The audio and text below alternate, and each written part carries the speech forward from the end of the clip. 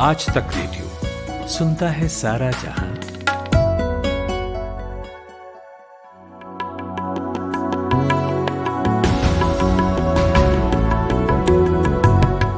Hello नमस्ते, आज तक रेडियो है ये और बढ़िया धूप खिली हुई है। इस वक्त पोहे खा करके अपन बैठे हुए हैं, मतलब मैं बैठा हूँ और मेरे साथ दो और लोग हैं और आज कुछ अलग तरह की बात करने के लिए बैठे हैं। नया शो है ये जिसका नाम है तीन ताल। तो तीन ताल से ये अंदाजा न लगाएं कि म्यूजिक पे बात करने वाले हैं। तीन ताल में हम राष्ट्रीय महत्व के विषयों पर थोड़ी बकैती छानते हुए बात करेंगे, थोड़ा रस लेते हुए। तो तीन ताल नाम इसलिए है क्योंकि इस पॉडकास्ट में तीन लोग हैं और तीनों की अपनी ताल है। तो पहला तो मैं ही हूँ, मेरा नाम कुलदीप मिश्र है। आज तक रेडियो में मैं काम करता हूँ और right arm over the wicket भट्टा मीडियम बॉलिंग डालता हूँ, यही मेरी पहचान है। लेकिन तीन ताल की जो बाकी दोनों ताले हैं वो ताले नहीं, बाकी दोनों ताल जो है वो हमेशा इस तबले, हाँ, वो हमेशा इस पॉडकास्ट में स्थायी सदस्य हैं इसके, उनसे आपको मिलवाता हूँ। पहली ताल मेरे जैसे घुंघराले बालों वाले और जिनके बारे में मैं ये कहता हूँ कि वो सितार से लेकर अचार तक के माहिर हैं, किसी भी टॉपिक पर घंटों बोल सकते हैं। पाणिनि आनंद, जय हो। जय हो, जय हो, जय हो। तो मतलब आपका नाम इतना सुंदर है, पाणिनि आनंद, मतलब मेरा कभी भी मन नहीं होता कि मैं इसको सिर्फ एक बार बोल दूं। मतलब एक बार बोलने से मन नहीं भरता, तो लगता है कि एक दो बार और बोल दें, पाणिनि आनंद। तीसरी ताल जो है, जो भारी ताल है क्योंकि आवाज भी भारी है उनकी, उनका नाम है कमलेश किशोर सिंह और हेलो हेलो हेलो। अभी ताजा ट्रेडमिल से उतर कर आए हैं। ट्विटर के फिल्बदी शायर, हिंदी में आशु कवि। और मैं किसी भी टॉपिक पे बोलने में घंटों लेता हूँ। और सही मायनों में कोई ट्विटराइट हम में से कोई है तो वो कमलेश ही है। जय हो, आपका भी स्वागत। तो धन्यवाद, आगे धन्यवाद। बहुत स्वागत। तो कमलेश ताऊ और पाणिनि बाबा के साथ तीन ताल की शुरुआत करते हैं। उसमें और तीन ताल के संदर्भ में मैं एक चीज और यहाँ पे कहना चाहूंगा कि तीन ताल जो है वो संगीत के धारा से अलग करके उसको अगर मैं भी देखूं तो उसका रिलेवेंस इस तरह से है कि उसमें एक आदमी जो साध रहा है दोनों तबले को और बाकी दो लोग जो हैं वो दाएं और बाएं हैं। तीनों की आवाज अलग होती है, आदमी के दिमाग में कुछ और होता है। बायां किसी और स्वर में बोलता है, सुर में बोलता है, आवाज में बोलता है। दायां किसी और सुर आवाज में बोलता है, लेकिन तीनों मिल करके संगीत पैदा करते हैं। और यही लोकतंत्र की खूबसूरती है, यही समाज की खूबसूरती होती है कि उसमें बहुत सारी आवाजें, अलग अलग विचार और अलग अलग दृश्य, अलग अलग बिंब और अलग अलग सोच, और वो मिल करके एक संगीत गढ़ें, एक समाज गढ़ें, एक समय के साक्षी बने। तो इस दृष्टि से भी इसका नाम तीन ताल रखा गया था। कमलेश साहब, तीन ताल का ये तो नाम हो गया, पर थोड़ा अंदर क्या होगा इसके कंटेंट के बारे में? तीन ताल में जो हमारा प्लान है वो ये है कि हम जो दिन में आपने जो हर शाम हमारे लोग बहस सुनते हैं टीवी पर, और जहां भी जाएं लोग, आजकल बहस राजनीति पे होती है, कोरोना पे होती है, और लोग बहुत तरह की चीजें सुन रहे हैं। हम ये सोचते हैं कि इस तीन ताल में हम तीन लोग बैठकर देश के जो है प्रमुख तीन मुद्दे और ऐसी खबरें जो सही मायने में लोगों के लिए बहुत बहुत महत्वपूर्ण है, उस पर डिस्कस करेंगे। सही मायने से मेरा मायने क्या है वो आपको आगे चलकर पता चल जाएगा, पर वो खबरें जो छूट जाती हैं पर आपको छोड़ती नहीं। तो कुलदीप, आखिरी बार शतरंज कब खेला था आपने? मैंने खेला था स्कूल में आखिरी बार। हाँ, तो अभी हो क्या गया है ना कि खबरों की दुनिया में इतना हुतू तुतू और कबड्डी हो रहा है कि कई विषयों पे जिस तरह की चर्चा की या जिस तरह के संवाद की आवश्यकता है वो स्पेस ही खत्म हो गया है। आदमी एक खबर को व्हाट्सएप पे पढ़ता है, तब तक दूसरा मैसेज पिंग कर रहा होता है। चैनल पे एक खबर देखता है, तब तक दूसरी के फ्लैश चलने लगता है। ये वो समय है जिसमें हम 10 मिनट में 50 खबरें या 100 खबरें बता देना चाहते हैं, या फिर 10 सैकड़ों घंटे एक ही खबर पे खत्म कर देना चाहते हैं। तो मुझे लगता है कि उस हुतुतु और कबड्डी के मैदान से निकलकर शतरंज की तरह थोड़ा सा ऊपर से टोटलिटी में, जिसमें कि आप तमाम रंकों को, प्यादों को, राजाओं को, वजीरों को, ऊँटों और घुड़सवारों को, सबको एक मर्तबे तेरा तसल्ली से देखें और समझने की कोशिश करें कि कौन काले पे बैठा है और कौन ढाई चाल चल रहा है। तो अच्छा, एक बात मैं यहाँ पे जोड़ना चाहूंगा। पांडे जी ने जैसे बताया बाबा ने कि क्या हो रहा है कि अभी ना सबको सही होने की होड़ है। हर आदमी राजनीतिक रूप से सही बात करना चाहता है, पॉलिटिकली करेक्ट होना चाहता है कि सबके अपने अपने युद्ध हैं और अब उसमें सारे के सारे लोग ये मानते हैं कि वो धर्म की तरफ से लड़ रहे हैं, धर्म योद्धा हैं। तो हर आदमी सही होने की रफ्तार में है। दुनिया ऐसे सही होने के मुकाबले से दूर होती है। दुनिया में लोग कभी कभी गलत भी होना चाहिए, कभी कभी कुछ ऐसा बोलना चाहिए जो सच में सही हो, राजनीतिक रूप से सही हो या ना हो। तो हम कोशिश ये करेंगे कि इस चर्चा में कम से कम हम ऐसी बातों में झूठ ना बोलें। झूठ का मतलब है कि राजनीतिक रूप से सही होने के लिए कुछ ऐसा ना बोलें जो सही लगता हो पर होता नहीं हो। हम इसमें यह चाहेंगे कि हम खरी खरी बोलें, सच सच बोलें। किसी को चुभ जाए तो चुभ जाए, किसी को अच्छा लगे तो अच्छा लगे। ठीक बात है, मतलब अपना बायस भी नहीं पाएंगे इसमें। और नहीं, मैं तो गलती करने आया हूँ। मैंने एक बार देख चढ़ाया था और मैं अवधी यखनी पुलाव बनाने की कोशिश कर रहा था और उसके बाद में मुझे लगा कि यार मुझे मसालों के ताल्लुक से कुछ ये चीजें भी करनी चाहिए। और उसके बाद में मैंने एक बिरयानी ईजाद की जो कि हैदराबाद और अवध का मैरिज है और ये दोनों एकदम मुख्तलिफ बिरयानियां हैं, दोनों एकदम अलग किस्म की कुजीन हैं। दोनों के तासीर और तसव्वुर जो है निहायत ही एक दूसरे को कॉन्ट्राडिक्ट करते हैं, एक दूसरे से बड़ा क्लैश करते हैं। शाक्य और वैष्णव को एक साथ बैठा देने जैसा है। लेकिन फिर भी वो बिरयानी इतनी सुपर हिट हो गई कि वो मैं वही बिरयानी ज्यादा बना रहा होता हूँ। तो मैं तो यहाँ पे गलती करने आया हूँ। बाबा के साथ चर्चा करने में एक बहुत बड़ी समस्या होती है, मुंह में पानी आता रहता है। ये बातें तो मीठी करते ही हैं, बहुत सारे कुजीन जो है वो पेश कर देंगे। जब तक ये चर्चा खत्म होगी बहुत सारे लोगों को भूख लग जाएगी। और ये बिरयानी, बताइए, ये नई बिरयानी की खोज आपने कर डाली यहाँ पे। मैं तो फूड पे चर्चा करना ही चाहता हूँ, इनके साथ मान नहीं रहे बहुत दिनों से। और बिरयानी की चर्चा कर दी। मैंने एक फोटो भेजी थी रसगुल्ला बिरयानी की, देखी आपने? लाहौल वाला खुद एक विचित्र प्रयोग है वो कि किसी ने वो रसगुल्ला का जो रसगुल्ला है वो सूखा हुआ, मतलब मैं इसलिए बोल रहा हूँ कि वो कुजीन को जिसने भी बनाया है वो उनको उसको इंट्रोड्यूस कराने का जो अंदाज आप बंगाली था। रसगुल्ला बिरयानी एक उतनी ही सार्थक चीज है जितनी सार्थक एक गूगल पे ईमेल आईडी रखने वाले और इंस्टा, फेसबुक, ट्विटर पे अपना अकाउंट रखने वाले स्मार्टफोन धारक व्यक्ति के मन में धारणा होती है कि वो उसकी प्राइवेसी सुरक्षित है। तो उतना ही बड़ा छलावा है ये रसगुल्ला बिरयानी। एक देखना बात, आप लोग, बिरयानी इस देश में बहस का बहुत बड़ा मुद्दा बन गई। ये ना, जब पता नहीं किसी ने खबर कर दी थी कि कसाब को बिरयानी खिलाया पहली बार, हाँ, वहीं से, हाँ, और उसके बाद से, हाँ, उज्जवल निकम ने वो बोलने में बोल गए बिरयानी खिलाई जाती है। बात अपेरेंटली झूठी थी। वो आदमी को कुछ भी खिलाया जा सकता है।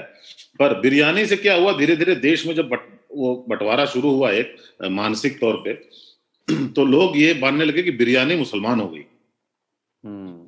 और फिर बिरयानी जो है वो तानों में उसका प्रयोग होने लगा कि भाई साहब बहुत बिरयानी खिला रहे हो लोगों को आप। और फिर बिरयानी कहाँ से आई, मुगलों ने लाई या हमने बनाई या ईरान से आई या तुर्की से आई, ऐसी बहस बिरयानी पे, इतनी गंदी बहस ट्विटर पे चलती है। बिरयानी बोल दो विवाद खड़ा हो जाता है। लेकिन जो इस बार जो बिरयानी पे बंटवारा है, जो बाबा ने अभी बताया, वो बिरयानी पे बंटवारा सिर्फ इस बात पे, क्या रसगुल्ले की बिरयानी बननी चाहिए। अच्छा, ये बिरयानी में रसगुल्ला क्या है, ये मैं समझा नहीं। बिरयानी के अंदर रसगुल्ला डाल दिया या जो क्या है ये बिरयानी? सर, ये वैसा ही प्रयोग हो सकता है इसको। अगर आप देखें कमलेश जी की, अगर लोग वेज बिरयानी बना सकते हैं तो रसगुल्ले की बना सकते हैं, क्योंकि पनीर डालते हैं वेज बिरयानी में, या तमाम मुख्तलिफ लोग जो है कटहल डालते हैं। ये कायस्तों को खुश करने के लिए अवध में डेवलप की गई ये रेसिपी, जहाँ पे मुर्गे को, दरअसल मुर्गे की भी कोई बिरयानी नहीं होती, वो भी मिथ्या ही है। लेकिन जो मोटा मोटा प्रयोग हो यही हुआ कि तो अगर आप पनीर डाल सकते हैं बिरयानी में और कटहल डाल सकते हैं तो आप छेना भी डाल सकते हैं। तो रसगुल्ला बिरयानी उस तरह का कोई प्रयोग हो सकता है, लेकिन आप जो बात कर रहे थे उसको मैं इस तरह से देखता हूं कि ये केवल ऐसा नहीं है कि चौके में इस तरह की भ्रष्टताएं हो रही हैं और धृष्टताएं हो रही हैं। आप अगर देखें तो जिस दौर में इस देश में बिरयानी के ऊपर इतनी बहस हुई और बिरयानी की चर्चा कभी इतनी नहीं होती थी। मुझे अपने बचपन का याद है कि 80 के दशक में और 90 के दशक में जिन चीजों पे सबसे ज्यादा चर्चा होती थी वो मटर पुलाव और मटर पनीर इस तरह की चीजों पे, क्योंकि वो नए नए आइटम इंट्रोड्यूस हुए थे उत्तर भारतीय शादियों और दावतों के खाने में, और उसको बहुत बूस्ट दिया था। डायमंड कॉमिक्स में चाचा चौधरी की जो मेहरारू थी, जो उनकी श्रीमती जी थी, वो साबू के लिए अक्सर ये चीजें बनाती रहती थी। तो वहां से वो बच्चे की जबान पे वो चीज चढ़ने लग गई कि भाई हमको मटर पुलाव खाना है और मटर पनीर खाना है। तो ये सारी नई चीजें थी।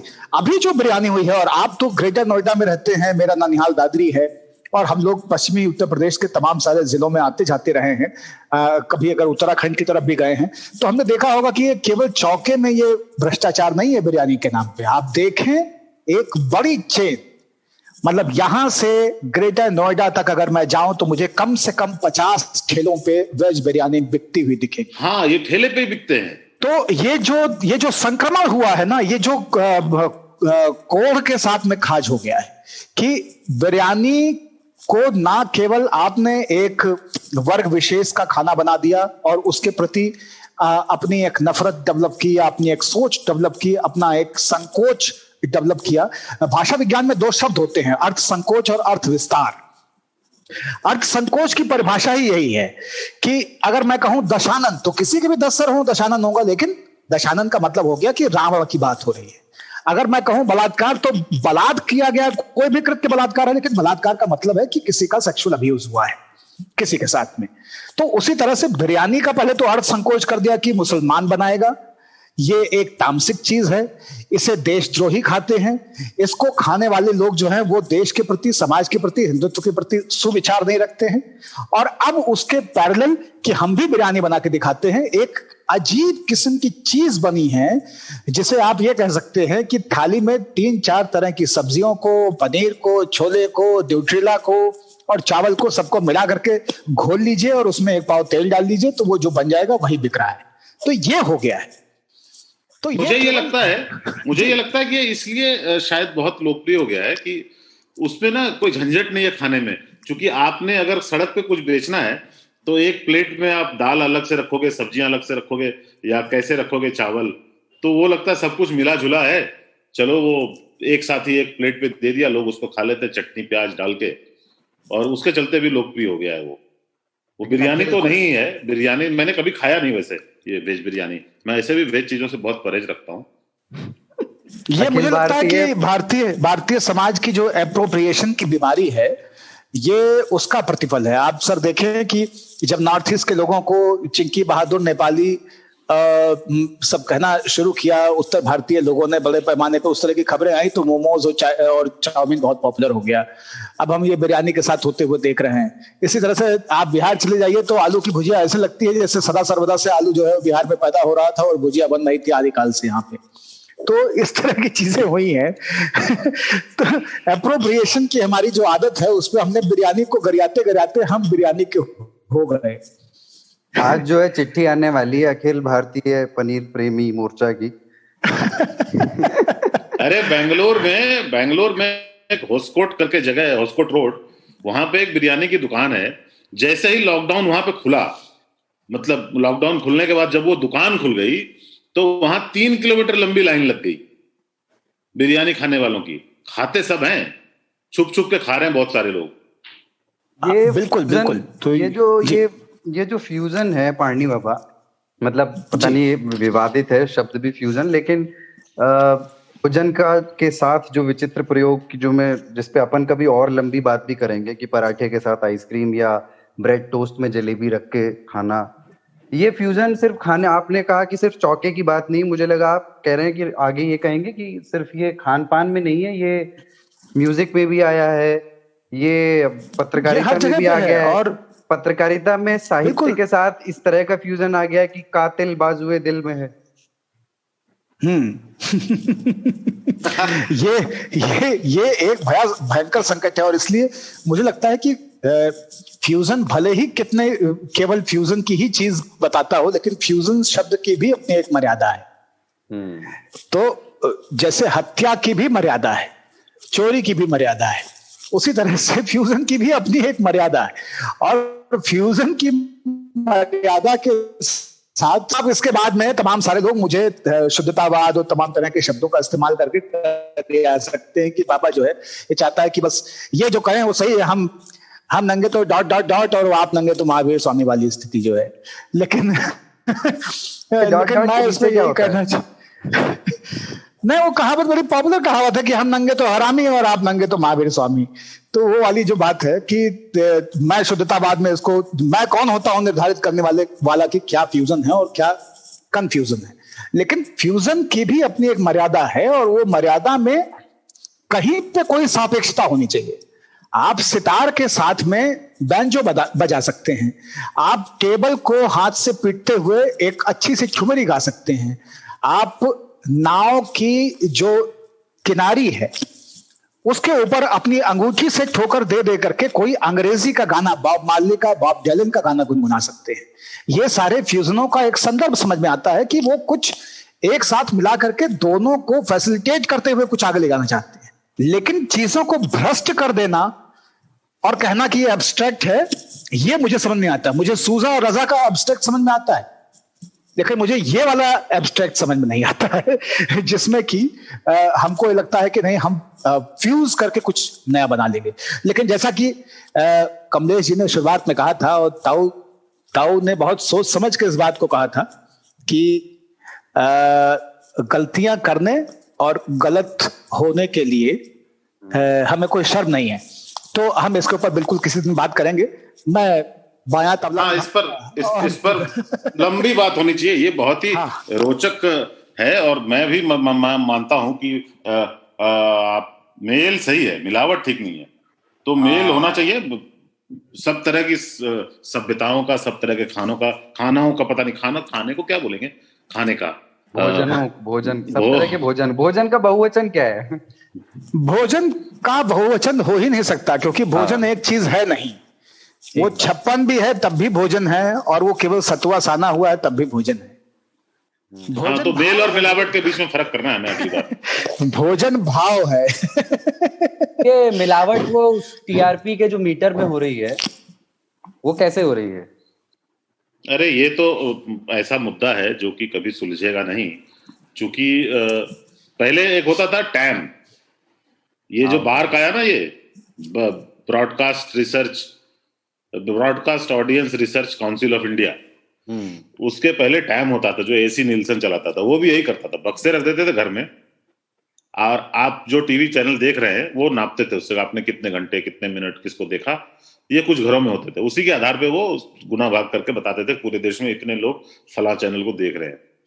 फिर टैम पे बहस हुई कि भाई इसमें घोटाला होता है, क्योंकि टैम के जमाने में क्या होता था, कुछ लोग जिन घरों में बॉक्स लगे हुए थे वहां प्लाज्मा पहुंचा देते थे कि भाई साहब क्या है आप ये छोटी वाली टीवी में देख रहे हो, हम आपको बड़ा वाला टीवी देते हैं, इसमें देखना, बशर्ते कि हमारा चैनल देखना 2 घंटे 1 घंटे जो भी है। अब मतलब देखना मत देखना, ऐसे लगा के रख देना। इससे बहुत पंगा हुआ। तो फिर मिनिस्ट्री में बहुत सारे, जो इंफॉर्मेशन एंड ब्रॉडकास्टिंग मिनिस्ट्री है, उसमें लोग गए कि नहीं देखिए इसमें घपला होता है, इसमें सही मानक नहीं है कुछ भी। तो फाइनली उन्होंने कहा ठीक है, इंडस्ट्री के लोग आपस में मिल जाएं और उन्होंने वो एक सिस्टम क्रिएट करें।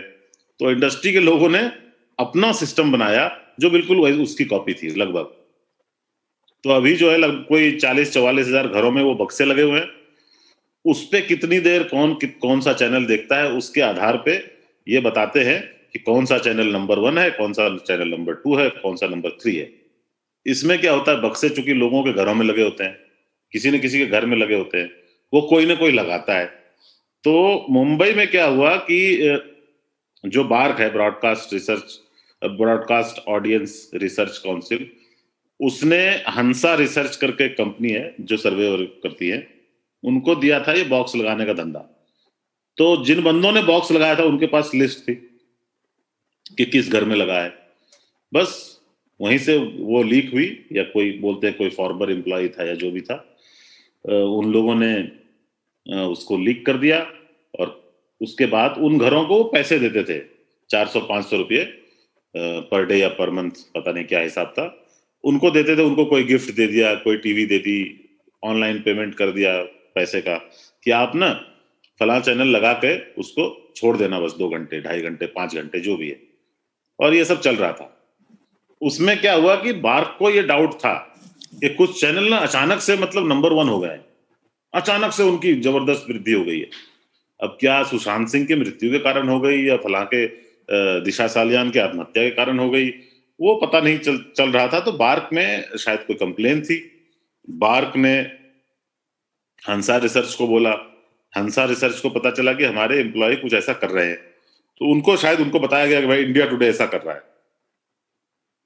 तो जब ये मामला पुलिस तक पहुंचा, हंसा ने फाइल कर दिया एक केस कि भाई ये चैनल है, उसमें इनफैक्ट इंडिया टुडे का नाम डाला उन्होंने, क्योंकि जैसा उनको बताया गया था वैसा उन्होंने किया। शिकायत मिली। हाँ, शिकायत मिली भाई, इंडिया टुडे और कुछ अन्य चैनल। तो उन्होंने कहा ठीक है, पुलिस के पास गया मामला, पुलिस ने छानबीन शुरू की, उन घरों पे दस्तक दी और उनके लोग पकड़े गए। तो उन्होंने बताया कि रिपब्लिक टीवी है और वहां से हमें पैसे मिलते हैं और हम उनका चैनल देखते हैं। बस मुंबई पुलिस ने ताबड़तोड़ जो है एक्शन लेना शुरू कर दिया है। 3 चैनल हैं, रिपब्लिक, फक्त मराठी, एक मराठी चैनल है, एक बॉक्स सिनेमा है, वो भी शायद मराठी का सिनेमा चैनल है, मूवी चैनल है। इन लोगों के खिलाफ उन्होंने केस दर्ज कर लिया, फक्त मराठी और जो दूसरे हैं बॉक्स सिनेमा, उनके ओनर्स को भी गिरफ्तार कर लिया। अब चूंकि रिपब्लिक एक न्यूज चैनल है, दोनों में, तीनों में से एक ही न्यूज चैनल है, तो पत्रकारों को तुरंत अरेस्ट करना या कोई बात करना थोड़ा सा ज्यादा हो जाएगा। व्यक्ति की स्वतंत्रता भी है, फ्रीडम ऑफ प्रेस बहुत मजबूत है अपने देश में। तो ऐसी हालत में अभी चल रही है उहापोह की स्थिति है कि क्या मतलब वहां के लोगों को बुलाया जाए। तो उनके सीएफओ को कल बुलाया, उन्होंने सुप्रीम कोर्ट में केस कर दिया कि हम नहीं जाएंगे, और चूंकि एफआईआर में किसी और का नाम है, हमको क्यों बता रहे, पर इन्वेस्टिगेशन तो उन्हीं की तरफ इशारा कर रहा है। तो अभी शायद उनको सीईओ को भी बुलाया गया है, जो कंपनी के सीईओ हैं। कंपनी के जो प्रमोटर है वो है अर्नब गोस्वामी, वो ओ माय गॉड ऐश्वर्या, हाँ तो वो उनका अपना अंदाज है हर चीज करने का, तो वो आजकल बहुत उखड़े हुए हैं। अब मामला खुल चुका है, अब क्या करें, तो उखड़े हुए हैं। वो तरह तरह के आरोप जो है वो इंडिया टुडे पे लगा रहे, चूंकि नाम एफआईआर में इंडिया टुडे का था। मतलब आपको किसी रामाधीर पर शक था और आपने मुकदमा कर दिया, लेकिन पता चला कि रामाश्रय ने कांड किया है, तो रामाश्रय का कहना है कि मेरा नाम तो नहीं था, पर क्या का डेफिनेट कोई और था। लोग लिख रहे हैं उसमें ट्विटर पे, वो आप समझ जाएंगे, मतलब मैं कोई टोन कॉपी नहीं कर रहा हूँ, सिर्फ शब्द हैं, लिख रहे हैं कि कहाँ हो श्रीमान, कहाँ छुपे हो, किस देश में जाके छुपे हो, 500 रुपए। अच्छा एक चीज है कि जो 500 रुपए देकर के अपना, ठीक है, देखिए लॉकडाउन में, कोरोना के दौर में लोगों की आमदनियां घटी हैं, जीडीपी का हाल बुरा है, महंगाई तो बढ़ी रही है, अनुमान आ गए हैं सारे विश्व बैंक से लेके सबके कि भैया अभी तो माइनस में रहने वाला है पूरे साल भर।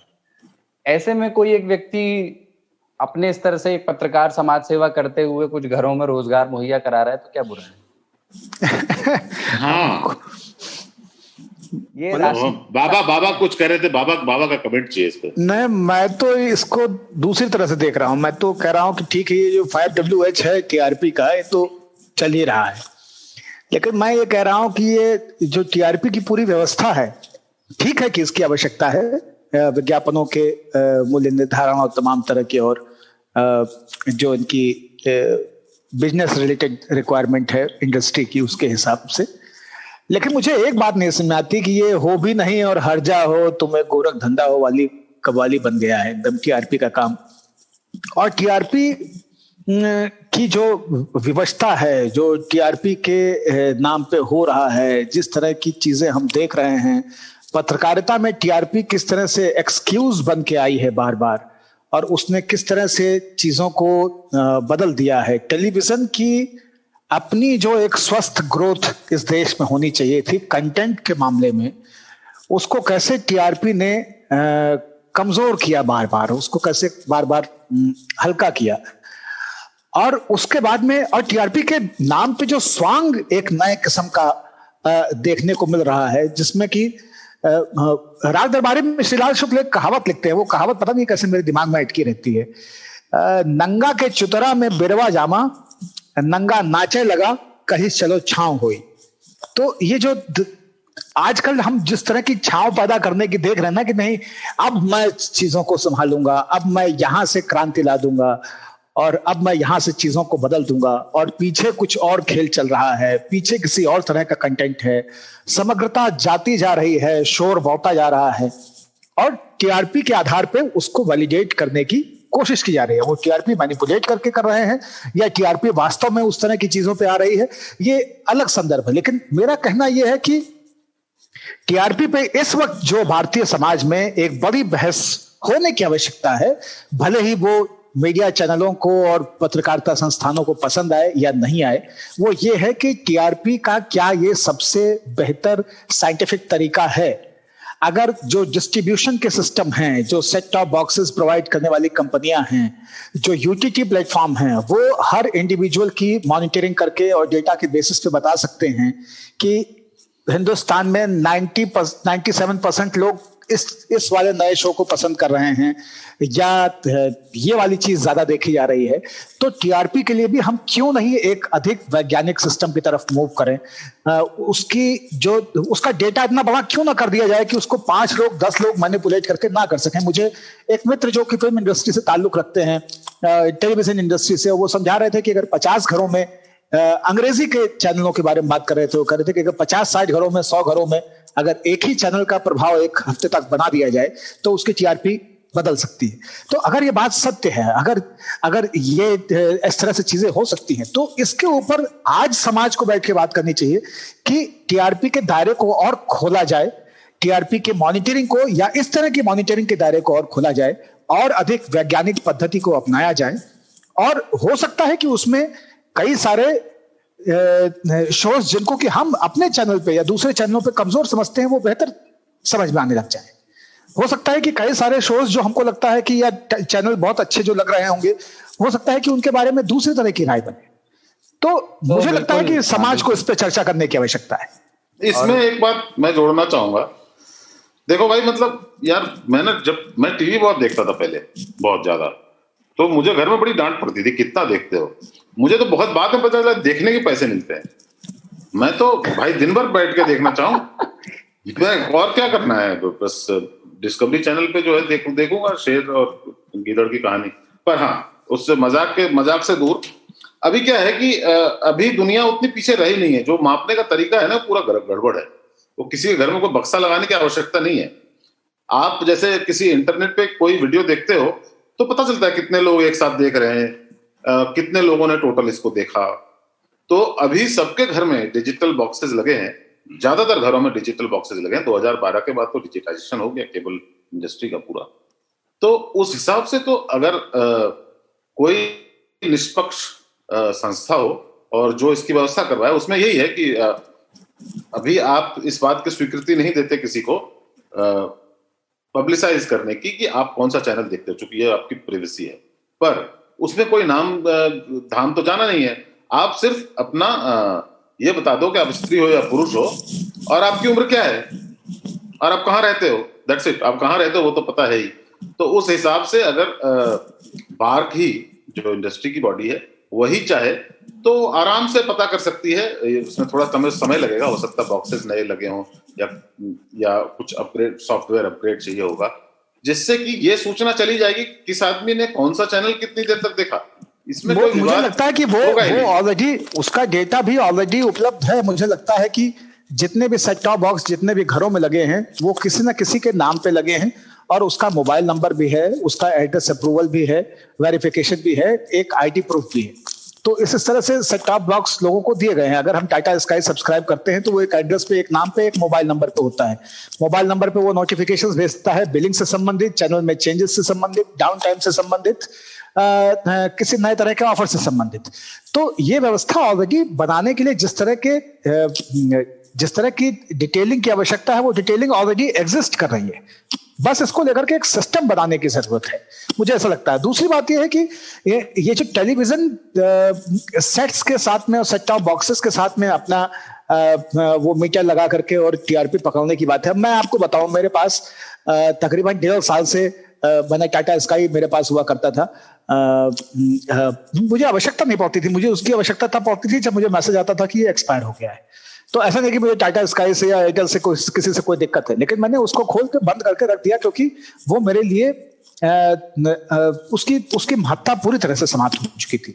और मैं रोज दैनिक रूप से 10 से 12 घंटे टेलीविजन देखता हूं।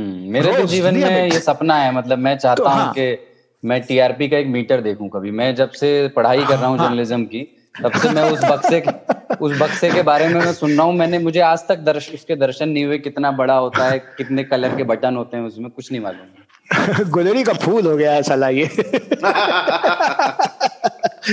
टीआरपी का बक्सा, गुलरी का फूल। अरे ये लोग पता ही अफवाह उड़ा रहे हैं कि उन्होंने गोस्वामी जी ने 4-5 बंदे हायर किए हुए रिमोट चुराने के लिए भी, कि वो आदमी चैनल ना बदल सके, वो बंदे हायर किए हुए उन्होंने। पर उन्होंने एक कंटेंट में बहुत बड़ा योगदान किया है। क्या हुआ देखिए, कितना नुकसान होता है देश का उससे।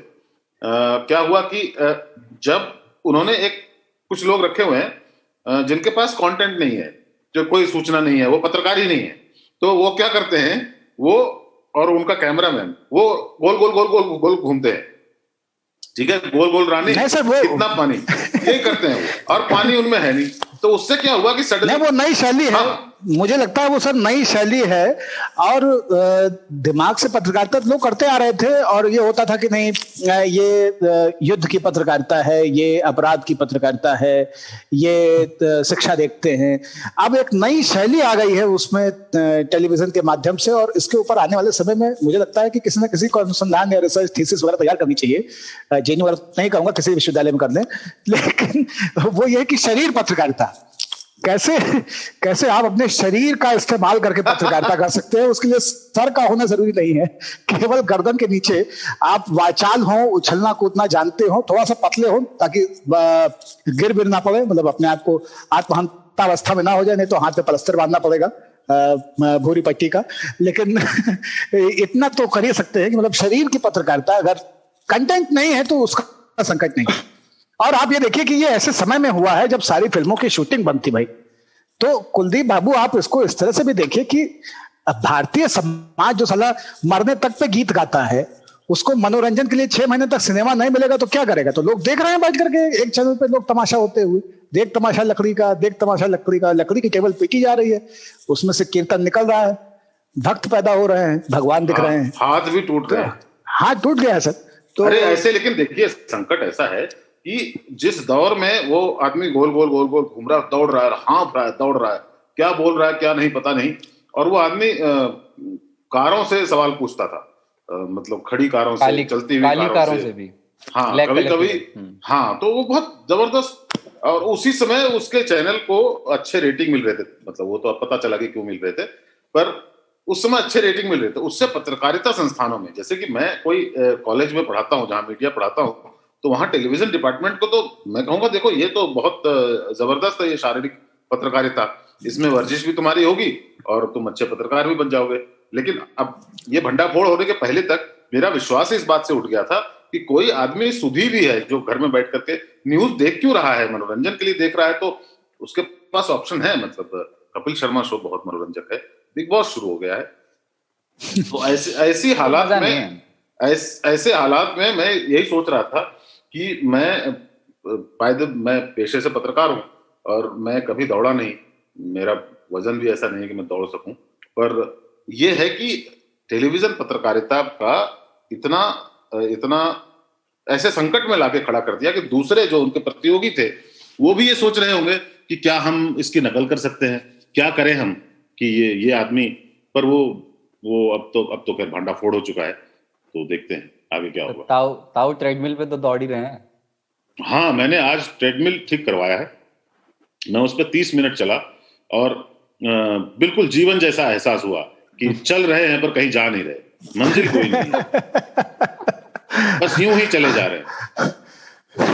यही पत्रकारिता के लक्षणों देखा है कि चलते तो जा रहे हैं लेकिन पहुंच कहीं नहीं रहे हैं। यही स्थिति पत्रकारिता की ट्रेडमिल है ये, पत्रकारिता की ट्रेडमिल है जो चैनलों का अभी कंटेंट है। ठीक बात है। पर अच्छा है, ऐसा है कि इतना मतलब दुखी होने की आवश्यकता भी नहीं है, क्योंकि मैं देखता हूं कि बहुत सारे लोग अच्छा काम कर रहे हैं। मेरे कई साथी हैं जो बहुत दिमाग वाला काम करते हैं, शारीरिक पत्रकारिता नहीं करते और मेहनत करते हैं, कुछ ना कुछ नया निकालने की कोशिश करते हैं, कहीं ना कहीं सच को उजागर करने की कोशिश करते हैं।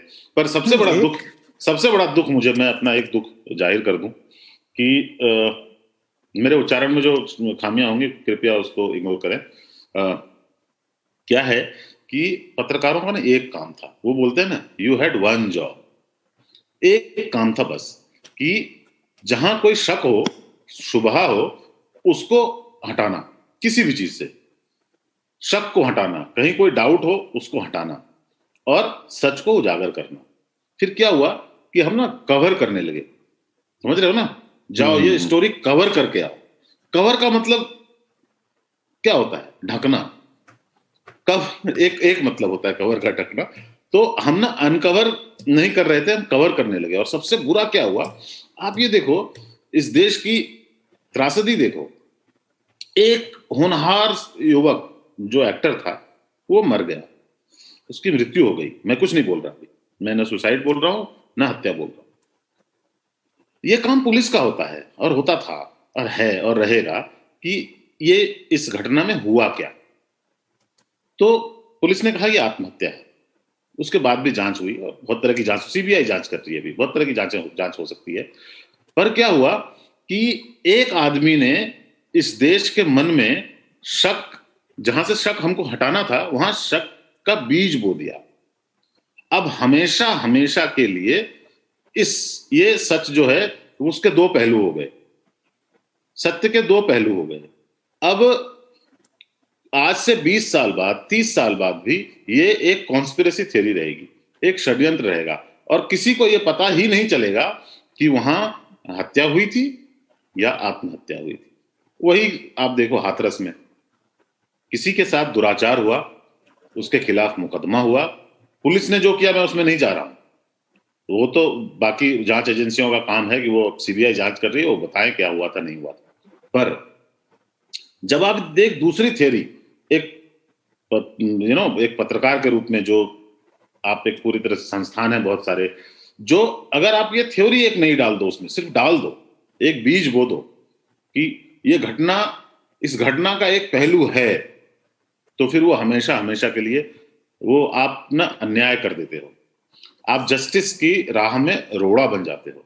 और हम ना अभी कुछ ऐसी पत्रकारिता हो रही है कि हम अब न्याय को इतना धुंधला कर देंगे कि न्याय होने पर भी अन्याय लगेगा और अन्याय होगा तो भी हमें उसमें न्याय की छवि दिखेगी। ये एक बहुत बहुत बहुत बुरा काम हमसे हो गया है और हम ही सबको ठीक करना है। मैं पत्रकार हूं, इसलिए मैं अपने साथी पत्रकारों को संबोधित करते हुए कह रहा हूं कि ये हम ही को ठीक करना पड़ेगा कि हम न्याय की राह में रोड़ा न बने। लोगों का ऐसे तो विश्वास उठ जाएगा, फिर कुछ भी निकलेगा उसके खिलाफ एक थ्योरी होगी और ऐसे में हम कहां जा रहे हैं पता नहीं। मैं सीरियस हो गया थोड़ा, क्षमा मांगता हूँ। नहीं, ये सारी बातें मैं कुलदीप इसमें एक बात जोड़ना चाह रहा हूँ, तो मैं भी एक छोटी सी गंभीर बात बाबा।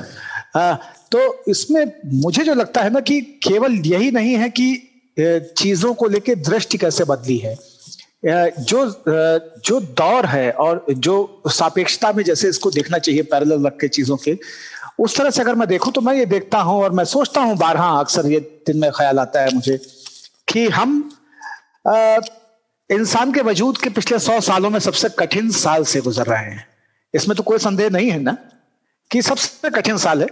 इस लिहाज से कठिन है कि हमें पता नहीं है कि ये किस स्तर तक जाकर के ये महामारी लोगों को डैमेज कर रही है, नुकसान पहुंचा रही है। और ऐसे पूरे समय में जब इस देश में हजारों लोग पलायन से मर गए हों, लौटते हुए मर गए हों, इस वायरस के संक्रमण से मर गए हों, मरने की कगार तक पहुंच गए हों, ये देश पगलाया जा रहा हो अवसाद में, अर्थव्यवस्था की चूल्हे हिली हुई हैं और कितनी सारी चीजें एक अति शक्तिशाली व्यवस्था के हाथ में होने की वजह से उनकी ट्रांसपेरेंसी, उनकी अकाउंटेबिलिटी इंश्योर नहीं हो पा रही है, और उसका सीधा असर जो है वो पब्लिक हेल्थ पे और पब्लिक यूटिलिटीज पे पड़ रहा है। ऐसे समय में किसी एक विषय पे, किसी एक कंस्पिरेसी थ्योरी पे लगातार इतना लंबा रिटोरिक, लगातार इतना लंबा कवरेज, वो मतलब मुझे लगता है कि वो और भी बड़ा अपराध है। अगर ये सन 2019 में हो रहा होता, 2018 में हो रहा होता, और अब ये 2020 में जब हो रहा है, तो मुझे लगता है कि ये सापेक्षता के हिसाब से और भी जघन्यतम कृत्य हो गया है पत्रकारिता की दृष्टि से, पहली चीज।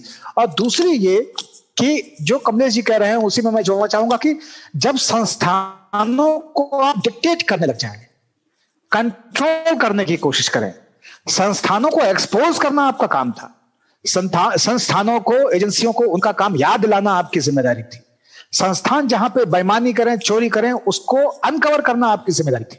लेकिन संस्थानों को मैनिपुलेट करना, पब्लिक सेंटिमेंट के आधार पे पब्लिक सेंटिमेंट को मैन्युफैक्चर करना, ये सारी चीजें जो है ये बहुत ही डैमेजिंग है लॉन्ग टर्म में। और इस तरह की प्रवृत्ति किसी की नहीं हो सकती, ये भस्मासुर प्रवृत्ति है। तो अगर किसी को ये लग रहा है कि नहीं ये अभी एक के लिए नुकसानदायक है और दूसरे के लिए नहीं, तो ये ऐसा है नहीं। और ये भस्मासुर प्रवृत्ति के 5-6 उदाहरण अगर आप आसपास देखेंगे तो आपको राष्ट्रीय स्तर के दिख जाएंगे, और प्रादेशिक स्तर पे या अपने आसपास देखेंगे तो आपको बहुत सारे मिलेंगे ही मिलेंगे। तो ये जो 2 बड़े डैमेजेस हुए हैं कि सबसे कठिन समय में हम सबसे जो शायद मामूली चीजें थी उनमें हम इतना उलझ गए हैं। सुशांत का मरना कष्टप्रद है एक परिवार के लिए, लेकिन बहुत सारे लोगों का मरना बहुत सारे परिवारों के लिए कष्टप्रद है। बहुत सारी मौतें इस दौरान हो गई हैं, बहुत सारी हत्याएं हो गई हैं, बहुत सारा अपराध हो गया है, और बहुत सारे लोग बेवजह मारे जा रहे हैं, जिनके काम छूट गए हैं, जिनको निकाल दिया गया है, जिनके पास घर, रोटी, रहना, जीना कुछ भी नहीं बचा है। बच्चों की पूरी एक नस्ल के लिए 1 साल बर्बाद हो गया है। परीक्षाएं वो दे नहीं सकते, स्कूल वो जा नहीं सकते, घरों में अवसाद की गठरियां बन गई हैं, सब्जियां कम पक रही हैं और लड़ाइयां ज्यादा पक रही हैं, टकराव ज्यादा हो रहे हैं, बर्तन कम धुले जा रहे हैं, शब्द ज्यादा टकरा रहे हैं एक दूसरे से। ये सारी जो स्थिति है, इस पूरी परिघटना में इसको आप कभी देखिए कि एक हत्या पे या आत्महत्या पे, एक विषय पे इस तरह से पिल जाना, इस तरह से जुड़ जाना, ये बहुत ही उच्छृंखलवादी प्रवृत्ति है, और इसका बहुत ज्यादा खामियाजा उठाना पड़ेगा। लेकिन एक उम्मीद इस पूरी घटनाक्रम में मुझे जो लगती है कि जब भी गंदगी की अत होती है, तभी नई पीढ़ी और नए लोगों के बीच में वो ना करने का कमिटमेंट, उसको वो रिपीट करते हैं। वो एक सेल्फ लर्निंग होती है कि यार ये नहीं बनना है। जैसे किसी के बाप को अगर शराब पीने की बहुत बुरी आदत हो तो उसके बच्चे प्राय आपको दिखेंगे कि वो शराब से नफरत हो जाती है उनको। या जुआ खेलने की आदत अगर किसी बाप की है तो उसके बेटे तय कर लेते हैं कि नहीं, मुझे तो कम से कम ये नहीं खेलना है, इसमें तो मेरा बस्ता बिक गया, माँ के गहने बिक गए, घर के बर्तन बिक गए। तो मुझे लगता है कि नई पीढ़ी, नए लोग और आसपास लोग ज्यादा कमिटेड होंगे इसमें। मतलब जब सपनों को लेकर कई बार क्लैरिटी नहीं होती है कम उम्र में कि हमें क्या बनना है, लेकिन अभी ये क्लैरिटी हो गई कि क्या नहीं बनना है बहुत लोगों को। बिल्कुल। और हम लोग वो पढ़ाई करते थे, बताया जाता था कि जर्नलिज्म है वॉच डॉग, पत्रकार का काम है वॉच डॉग। तो उसका यही मतलब है कि एक ऐसा कुत्ता, मतलब उस तरह से इसकी उपमा ना ली जाए, वॉच डॉग का मतलब ऐसा कुत्ता जो देख रहा है और जब कुछ भी उसको शक हो रहा है तो वो भौंके। और अभी एक वो सीरीज नहीं है ब्लैक मिरर, जिसमें ये दिखाया गया है कि आर्टिफिशियल इंटेलिजेंस आ जाएगा तो कैसे वो इंसानों की जो मानवीय संवेदनाएं हैं, उनके इमोशंस हैं, उनको कंट्रोल करने लगेगा और मशीन हावी हो जाएगी। और एक समय के बाद जो एक नेचुरल दिमाग होता था वो उस पर पूरी तरह से मशीन हावी होगी, और जो इंजेक्ट किया गया है वो। अब जब मैं ये देखता हूँ, और ये मैं मतलब कि एक गुस्सा है जो कि फैब्रिकेटेड गुस्सा है, क्योंकि अभी तो जांच चल रही है हर एक चीज की, उस गुस्से की स्वीकार्यता पूरे देश में बना दी गई है कि एक जेन्युइन गुस्सा है। और एक ऐसा अन्याय या न्याय लेने के लिए, अन्याय हुआ है, न्याय लेने के लिए लोग निकल पड़े, जिसका मूर्त रूप में जिसके तथ्य अभी किसी को मालूम नहीं। तो उसकी स्वीकार्यता जब बना देने के बाद मुझे लगता है कि आर्टिफिशियल इंटेलिजेंस की हमारे देश में जरूरत ही नहीं है हमारे दिमाग को डैमेज करने। अरे मैं तो ये कहूंगा कि हमारा जो आर्टिफिशियल इंटेलिजेंस से मुझे याद आया कि अपन ऐसे मुल्क में रह रहे हैं, अभी ऐसी दुनिया में रह रहे हैं एक्चुअली, जहां इंटेलिजेंस आर्टिफिशियल ही है। यहाँ पे यहाँ पे हमको कंप्यूटर नहीं चाहिए। यहाँ पे क्या होता है, कंप्यूटर क्या करता है, कंप्यूटर का जो आर्टिफिशियल इंटेलिजेंस है वो एक कोड पे काम करता है कि आपने जो उसमें फीड कर रखा है उसके आधार पे वो डिसीजन ले लेता है। उसको हम कहते हैं यार डिसीजन ले सकता है, इसका मतलब ये इंटेलिजेंट बीइंग है ना। तो लेकिन उसमें पहले से इंफॉर्मेशन फीड होती है, अगर गलत इंफॉर्मेशन फीड होगी तो गलत डिसीजन लेगा। तो हमारा जो इंटेलिजेंस अभी का है, अभी हम ऐसी दुनिया में आगे बढ़ रहे हैं जहां पे ज्यादातर इंटेलिजेंस आर्टिफिशियल ही होगी, ह्यूमन में हो या कंप्यूटर में हो। और मैं इस बात से इसको समेटना चाहूंगा इस टॉपिक को कि ये हम ऐसे महाभारत में हैं जहां संजय खुद युद्ध लड़ रहा है। नहीं, मुझे तो संकट कमलेश जी इसमें ये नजर आता है कि जो आप बात कर रहे हैं ना कंप्यूटर वाली, कि वो जो 0101 वाली पूरी कोडिंग है और जिसमें प्रोग्रामिंग कर दी गई है कि भाई 2 और 2 का जो है वो 4 है। मुझे ये लगता है कि 2 और 2 का जो 4 वाली एक प्रोग्रामिंग है, उस प्रोग्रामिंग को ही अगर आप करप्ट कर दे, इस जनरेशन में जो आप डेटा डाल रहे हैं, जिस तरह का इतिहास बोध आप डाल रहे हैं, जिस तरह के नई नैतिकताएं आप तैयार करके उसको दे रहे हैं, जिस तरह से आप उसको धर्म और समाज समझा रहे हैं, जिस तरह से आप उसको पत्रकारिता और सामाजिक सरोकार समझा रहे हैं, जिस तरह का प्रोग्रामिंग आप कर रहे हैं, उसमें बहुत सारे बच्चों के लिए बहुत मुश्किल होगा कि वो कभी अपने इतिहास को, अपनी चीजों को एक टोटलिटी में, एक विस्तार में देख पाए। तो वो सरस्वती की जिस प्रतिमा पे मुग्ध होते रहेंगे, वो अपनी पूरी जिंदगी जाने नहीं पाते हैं कि सरस्वती की ये प्रतिमा गुप्त काल की है, कि उसके बाद की मिडिवल पीरियड की है, ये मथुरा स्कूल ऑफ आर्ट की है, कि इसको कांधार वालों ने बना दिया था, कि सारनाथ ने इसको बनाया है, कि ये पाटलिपुत्र में पाई गई है। तो ये जो भ्रम है ना, ये जो कंफ्यूजन है, ये डेटा मैट्रिक्स जिस तरह से करप्ट होती जा रही है, हमारे अपने प्रोग्राम आर्टिफिशियल इंटेलिजेंस के लिए जो हम बना रहे हैं, वो प्रोग्राम इतने दूषित है कि आगे की गवाएं उससे प्रभावित होंगी। ये मेरी चिंता है। तो ये 3 ताल चलती रहेगी अपनी, बस एक छोटा सा ब्रेक है। कमाते हैं लेकिन बचा नहीं पाते, बचाते हैं तो उससे कमा नहीं पाते। शेयर की चाल, निवेश का हाल, बाजार का तमाशा, इकोनॉमी की भाषा, बॉन्ड, बीमा, सोना, चांदी, सबकी होती है बात। बचाते रहो नारे के साथ। हर शनिवार मैं यानी नितिन ठाकुर आपकी मुलाकात कराऊंगा आपके मनी मैनेजर से। तो ये आप कह रहे थे फिल्म वाली बात के, न्यूज चैनल्स देखते हुए ऐसा लगता है कि फिल्म ही देख रहे हैं और वो स्पेस भर दिया लॉकडाउन में। एक फिल्म सिनेमा में आ रही है, विवेक ओबेरॉय वाली, बहुचर्चित प्रधानमंत्री जी वाली।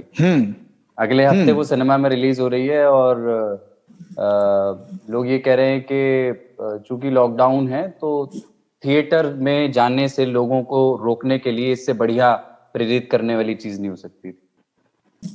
मैं दूसरी तरह से सोचता हूँ। मैं सोचता हूँ कि ये थिएटर वालों की चाल है, क्योंकि वो जानते हैं कि और कोई फिल्म खुलेगी और किसी फिल्म से खोला जाए अगर थिएटर, तो शायद लोग उतने नहीं आए और उनको धंधा भी करना है। तो उन्होंने एक ऐसी फिल्म को चुना है कि बहुत सारे लोग आएंगे, क्योंकि हम जो है ऐसी गाथाओं में से प्रेरणा लेते हैं। और हमारे देश के लोग एक लोकप्रिय प्रधानमंत्री के ऊपर बनाई गई फिल्म एक संदीप सिंह के द्वारा है, जो कि सुशांत सिंह के मित्र थे और बहुत विवादों में रहे। पर ये फिल्म के मतलब एक वो है, एक कहावत है, ट्राई टिल यू फेल। तो एक बार में वो फेल कर गई थी फिल्म, तो वो दोबारा ये देखना चाहते हैं कि वैसे ही बुरे आसार होंगे उसके बॉक्स ऑफिस पर या कुछ कमाएगी। और मोदी जी का नाम है, तो मोदी जी के नाम से एक फायदा तो लोगों को पहुंचता ही है। मोदी जी के बहुत प्रशंसक है देश में, आप उनको भक्त बुलाओ या जो भी बुलाओ, पर भक्त होने में एक बात होती है कि आप फिर भक्ति में रहते हो, लॉयल होते हो, और इससे उस फिल्म को फायदा हो सकता है।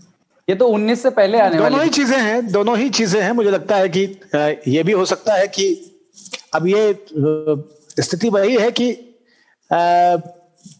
फिल्म अगर चल गई तो सिनेमा वालों की बल्ले बल्ले, और फिल्म अगर सिनेमा घरों में नहीं चली, पिट गई, तो कोरोना और प्रधानमंत्री जी दोनों इसके लिए जिम्मेदार माने जाएंगे कि प्रधानमंत्री जी में लोगों की रुचि नहीं है, या कोरोना से लोग अभी भी घबरा रहे हैं।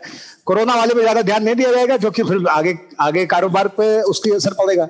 लेकिन कई जगह प्रधानमंत्री जी की शायद लोकप्रियता प्रभावित हो रही है। वो एमसीडी चुनाव में भी अगर बीजेपी हार जाती तो लोग यही कहते हैं कि प्रधानमंत्री जी की लोकप्रियता। हाँ, तो मजा हमारा और बच्चा भगवान का वो वाला मामला है। नहीं, इसका ये तो हमारे देश की बहुत बड़ी समस्या है कि भैया, समस्या नहीं कहे, खासियत है एक हमारे देश की कि ये सच है कि अगर हारते हैं, मतलब कहीं दुर्घटना भी हो जाती है तो मोदी जी को जिम्मेदार माना जाता है। उसका कारण ये है कि कहीं अगर कोई दुर्घटना हो जाती है तो मोदी जी उसको उसका श्रेय भी दिया जाता है। ये है ना, जैसे बहुत सारे अपने भाई बोलते हैं कि देखो मुगलों ने इतना अत्याचार किया तो हम उनके बेटों से बदला लेंगे। अब उनके बेटे कौन है पता नहीं, बहादुर शाह जफर का कोई फैमिली कलकत्ता में है शायद, बाकी तो है नहीं, पर हम बदला लेंगे क्योंकि वो आदमी मुसलमान था तो हम आज के मुसलमान से बदला लेंगे। वैसे ही जो मुगल है वो कहते हैं कि ताजमहल देखो हमने बनवाया है, मतलब जिनको ये लगता है कि मुगल हमारे हैं तो उनको लगता है ताजमहल हमने बनवाया है, ये चीजें लाल किला हमने बनवाया, तो वो ढक से श्रेय ले लेते हैं। पर जब ये बात होती है कि यार इतने मुंडों नरमुंडों की मीनार बनवाई गई थी तो कहते हैं ये हमने थोड़े ना किया। तो वो सब तरह से चलता रहता है। ये हर आदमी चाहता है अच्छी चीजों का श्रेय लेना, जो बुरा काम हुआ था वो उसकी गलती थी जिसने की थी। तो आप मुझे मत बताओ। तो अभी देख लो आप, ये फार्म बिल आया ना, इतनी चर्चा हुई और उस पर चर्चा हो भी रही है, किसान आंदोलन कर रहे हैं, पर हकीकत यह है कि कांग्रेस ने जब यही बिल लाने का प्रयास किया था तो उसके गुण गा रही थी और बीजेपी ने उसका जमकर विरोध किया था। सुषमा स्वराज का एक वीडियो तो वायरल हो गया था संसद का।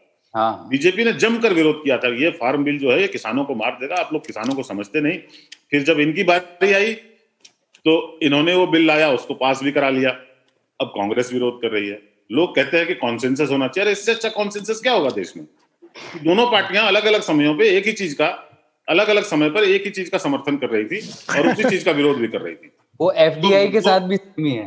हाँ, एफडीआई, मनरेगा, ऐसे 85 विषय है जिसपे कभी वो विपक्ष में थे तो राय अलग थी, पक्ष में आ गए तो अलग। हाँ, तो जो सूट करता है उसमें अपन चाहते हैं कि किसको श्रेय देना है। बीजेपी के लोग हर चीज का श्रेय मोदी जी को देते हैं, जबकि कांग्रेस का भी आइडिया हो तो कांग्रेस का आइडिया था, पर कांग्रेस उसका विरोध करती है, अपने ही विचारों का विरोध करते हैं लोग।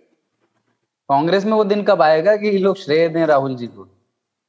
क्या है कि अभी तक तो राहुल जी को तो क्या होता है कि एक पूरा देश में हमारे देश में एक नेटवर्क सा है कि हम राहुल जी को हंसी का पात्र बनाते हैं। चाहे वो आदमी सच बात करे, बिल्कुल लॉजिकल बात करे, तो भी उस पर चुटकुले बनेंगे, क्योंकि हमने मीम बना दिया राहुल जी को। एक दूसरा पक्ष है जो मोदी जी को मीम बना देता है। अब मोदी जी ने बोला कि टरबाइन से पानी निकालते हैं, इस बात पे बहस छिड़ गई कि देखो कैसे उनको क्या क्या नहीं, मतलब लोगों ने बोल दिया उनको कुछ साइंस की समझ नहीं है, ये नहीं है, वो नहीं है। पर सच ये है कि टरबाइन से निकलता है पानी, और बहुत एक दो कंपनियां जो है दुनिया में वो इस काम को बखूबी कर रही हैं कि टरबाइन से बिजली भी निकाल रहे हैं और उसमें कंडेंसेशन को इकट्ठा करके पानी भी निकाल रहे हैं। पर जो मोदी जी के समर्थक हैं वो ये मानते हैं कि हवा से ऑक्सीजन को अलग किया जा सकता है, जो सच नहीं है। तो यहाँ पे अब बात ये नहीं रह गई कि सच क्या है, क्या हो सकता है, क्या नहीं हो सकता। बात ये हो गई है कि कौन कह रहा है। अगर राहुल जी कह रहे हैं तो एक पक्ष के लिए वो चुटकुला ही है, वो कभी भी सच मतलब गंभीर बात कर ही नहीं सकते। दूसरे पक्ष के लिए है कि मोदी जी कभी भी अच्छी बात कह ही नहीं सकते, और इसी में हम चलते रहते हैं। हम इसको पोलराइजेशन लोग बोलते हैं, हम पोलराइजेशन में इसको नहीं मानता, हम पोलराइज नहीं है, हम बहुत एंटरटेनमेंट खोर देश हो गए। हमको ना चुटकुले, मीम, ये सब बहुत पसंद है, और मैं खुद इस मामले में उसी साइड में हूँ। मैं भी चाहता हूँ कि नेता लोग कम से कम मनोरंजन तो करें, और क्या कर रहे हैं। नहीं, मुझे तो लगता है कि गुलजार का वो गीत है, गीतकार गुलजार, मैं शायर नहीं कहता उनको, उनका वो गीत है मेरे ख्याल से माचिस में है, किसमें है, कुलदीप तुम इसकी पुष्टि करो कि पानी पानी इन पहाड़ों के झरोखों से उतर जाना, धुआं धुआं कुछ वादियां भी आएंगी गुजर जाना, एक गांव आएगा मेरा घर आएगा, जा मेरे घर जा, पानी पानी रे नैनों में भर जा। तो ये गीत हम लोग सुनते थे। तो पानी तो इतना चमत्कारी हो सकता है कि कहीं भी पहुंच सकता है, कहीं से भी निकाला जा सकता है, वो उसकी अपनी खुद की एक मेधा है। मैंने एक डॉक्यूमेंट्री देखी है जो ये बताती है कि पानी की अपनी एक मेमोरी होती है। आप एक रुदाली वाली जगह पे पानी को रखेंगे तो उसका इफेक्ट अलग है, और एक शास्त्रीय संगीत वाले कमरे में पानी को रखेंगे तो उसका इम्पैक्ट अलग है। अरे पूरी होम्योपैथी इसी पे चलती है, पूरी होम्योपैथी पे चलती है। लेकिन मुझे इसमें जो लार्जर चीज लगती है कि प्रधानमंत्री को या बड़े ऑफिसर्स के लोगों को इस तरह की इनोवेशन इतना उत्साहित क्यों करते हैं, खास तौर पे जब मैं बचपन से सुनता आ रहा हूं कि मतलब एक फिल्म में वो डायलॉग इस्तेमाल भी हुआ था और किसी विधानसभा में, बिहार या उत्तर प्रदेश की विधानसभा में ये सवाल वाकई किसी ने पूछा था कि पानी से बिजली निकाल लोगे तो खेत में क्या जाएगा, फसल कैसे होगी। और शूल पिक्चर में ये हरियाणा में हुआ था, हरियाणा में हुआ था। आप लोग बिहार और यूपी को हमेशा नहीं, मैं इसलिए जोड़ रहा हूं क्योंकि शूल में हम लोग इसको सुनते थे। हाँ, वो बिहार इस्तेमाल वो कहानी बिहार पर लगा चिपका दी गई थी, क्योंकि वो चलता है प्रेजुडिस, पूर्वाग्रह के चलते। पर ये हरियाणा में हुआ था। हरियाणा हमारा देश का एक उत्तम राज्य है। दो ही तो उत्तम राज्य है, एक उत्तर प्रदेश है, एक उत्तम प्रदेश है। तो बहरहाल मैं ये कह रहा था कि इस तरह का जो इनोवेशन है ना, मैं भी जैसे कुलदीप और सेट टॉप बॉक्स खोज रहे हैं, वैसे ही मैं भी अपने बचपन से ऐसी मोटरसाइकिलें खोज रहा हूं जो कि पानी से चल सकती हैं। और मैं ये बात बचपन से अपने जब से मैंने हिंदी पढ़ना और अंग्रेजी पढ़ना सीखा, समाचार पत्रों में ये आर्टिकल्स पढ़ता रहा हूं कि एक आईआईटीएन ने पानी से बाइक चला दी, एक आईआईटीएन ने पानी से जनरेटर चला दिया, एक आईआईटीएन ने पानी की टंकी में वो कुछ सिस्टम डेवलप कर करके और उससे 2 बल्ब जला दिए। तो ये सुनने में बड़ा उत्साही लगता है कि पानी से, हवा से पानी निकाल लेंगे और पानी में हवा मिला देंगे और ऑक्सीजन सोख लेंगे। नवाचार के मॉडल्स में दिखता था सब, गत्ते वाले जो मॉडल्स होते थे ना, नवाचार मॉडल्स। बिल्कुल बिल्कुल बिल्कुल, जो वो प्रदर्शनियों में लगाए जाते थे, खास करके बाल दिवस पे 14 नवंबर जो भी आने वाला है। हाँ, पाकिस्तान में भी कुछ युवक अक्सर जो है पानी से इंजन चला लेते हैं, किसी न किसी तरह का, कभी मोटरसाइकिल, कभी जनरेटर, कुछ ना कुछ तो कार, ये भी पानी से चला लेते हैं। तो मेरा मानना ये है कि जो बड़े लोग हैं उनको कुछ बड़े इनोवेशंस पे बात करना चाहिए यार। मतलब ये कुछ नई तरह की चीजें बताएं, कुछ नए इनोवेशंस के बारे में बताएं, कुछ नई चीजों के बारे में प्रकाश डालें कि हाँ ये अनुसंधान किया जा सकता है, या इस तरह की चीजें हो रही हैं, या ये इस तरह के फार्मूले हैं। इस तरह के बहुत ही ये जुगाड़ू इनोवेशन में जाना नहीं चाहिए। संकट क्या हो गया है कि विज्ञान में आविष्कारों की जो पूरी परिधि है भारत में और समझ है, वो या तो एक स्कूटर से ठेला गाड़ी बनाने में लगी हुई है, और या फिर हीरो होंडा से एक दुकान का जनरेटर बनाने में लगी हुई है, और या फिर आईआईटी से निकल के सारे इंजीनियर आजकल ऐप बना रहे हैं। उनको लगता है कि ऐप बना करके सब सही हो जाएगा देश का। तो इतना तात्कालिक, क्षणभंगुर और तुरंत फायदे वाला गन्ने के जूस की दुकान टाइप मुझे लगता है कि अभी डाला, पेरा और हो गया। इधर से आलू, उस तरह इधर से आलू जा रहा है, उधर से चिप्स आ रहा है। तो वो वाली स्थिति हो गई। और इसलिए मुझे लगता है कि बड़े नेताओं को अपने भाषणों में कभी आप नाली की जो गंध उठ रही है उससे आप चाय बना दें, गैस बना दें, आप चाय बना दें। कभी आप जो है पानी से, हवा से पानी निकाल दें, आर्द्रता कमजोर कर दें। अरे इन सब चीजों का बहुत अर्थ नहीं है। लेकिन अर्थ इस बात का हो सकता था कि पंचचक्कियां इस देश में बढ़ाई जाएं क्या। अर्थ इस बात का हो सकता था कि पानी की कमी और पानी की अधिकता से जिस तरह ये देश मर रहा है, उसके लिए हम क्या इनोवेशंस कर रहे हैं।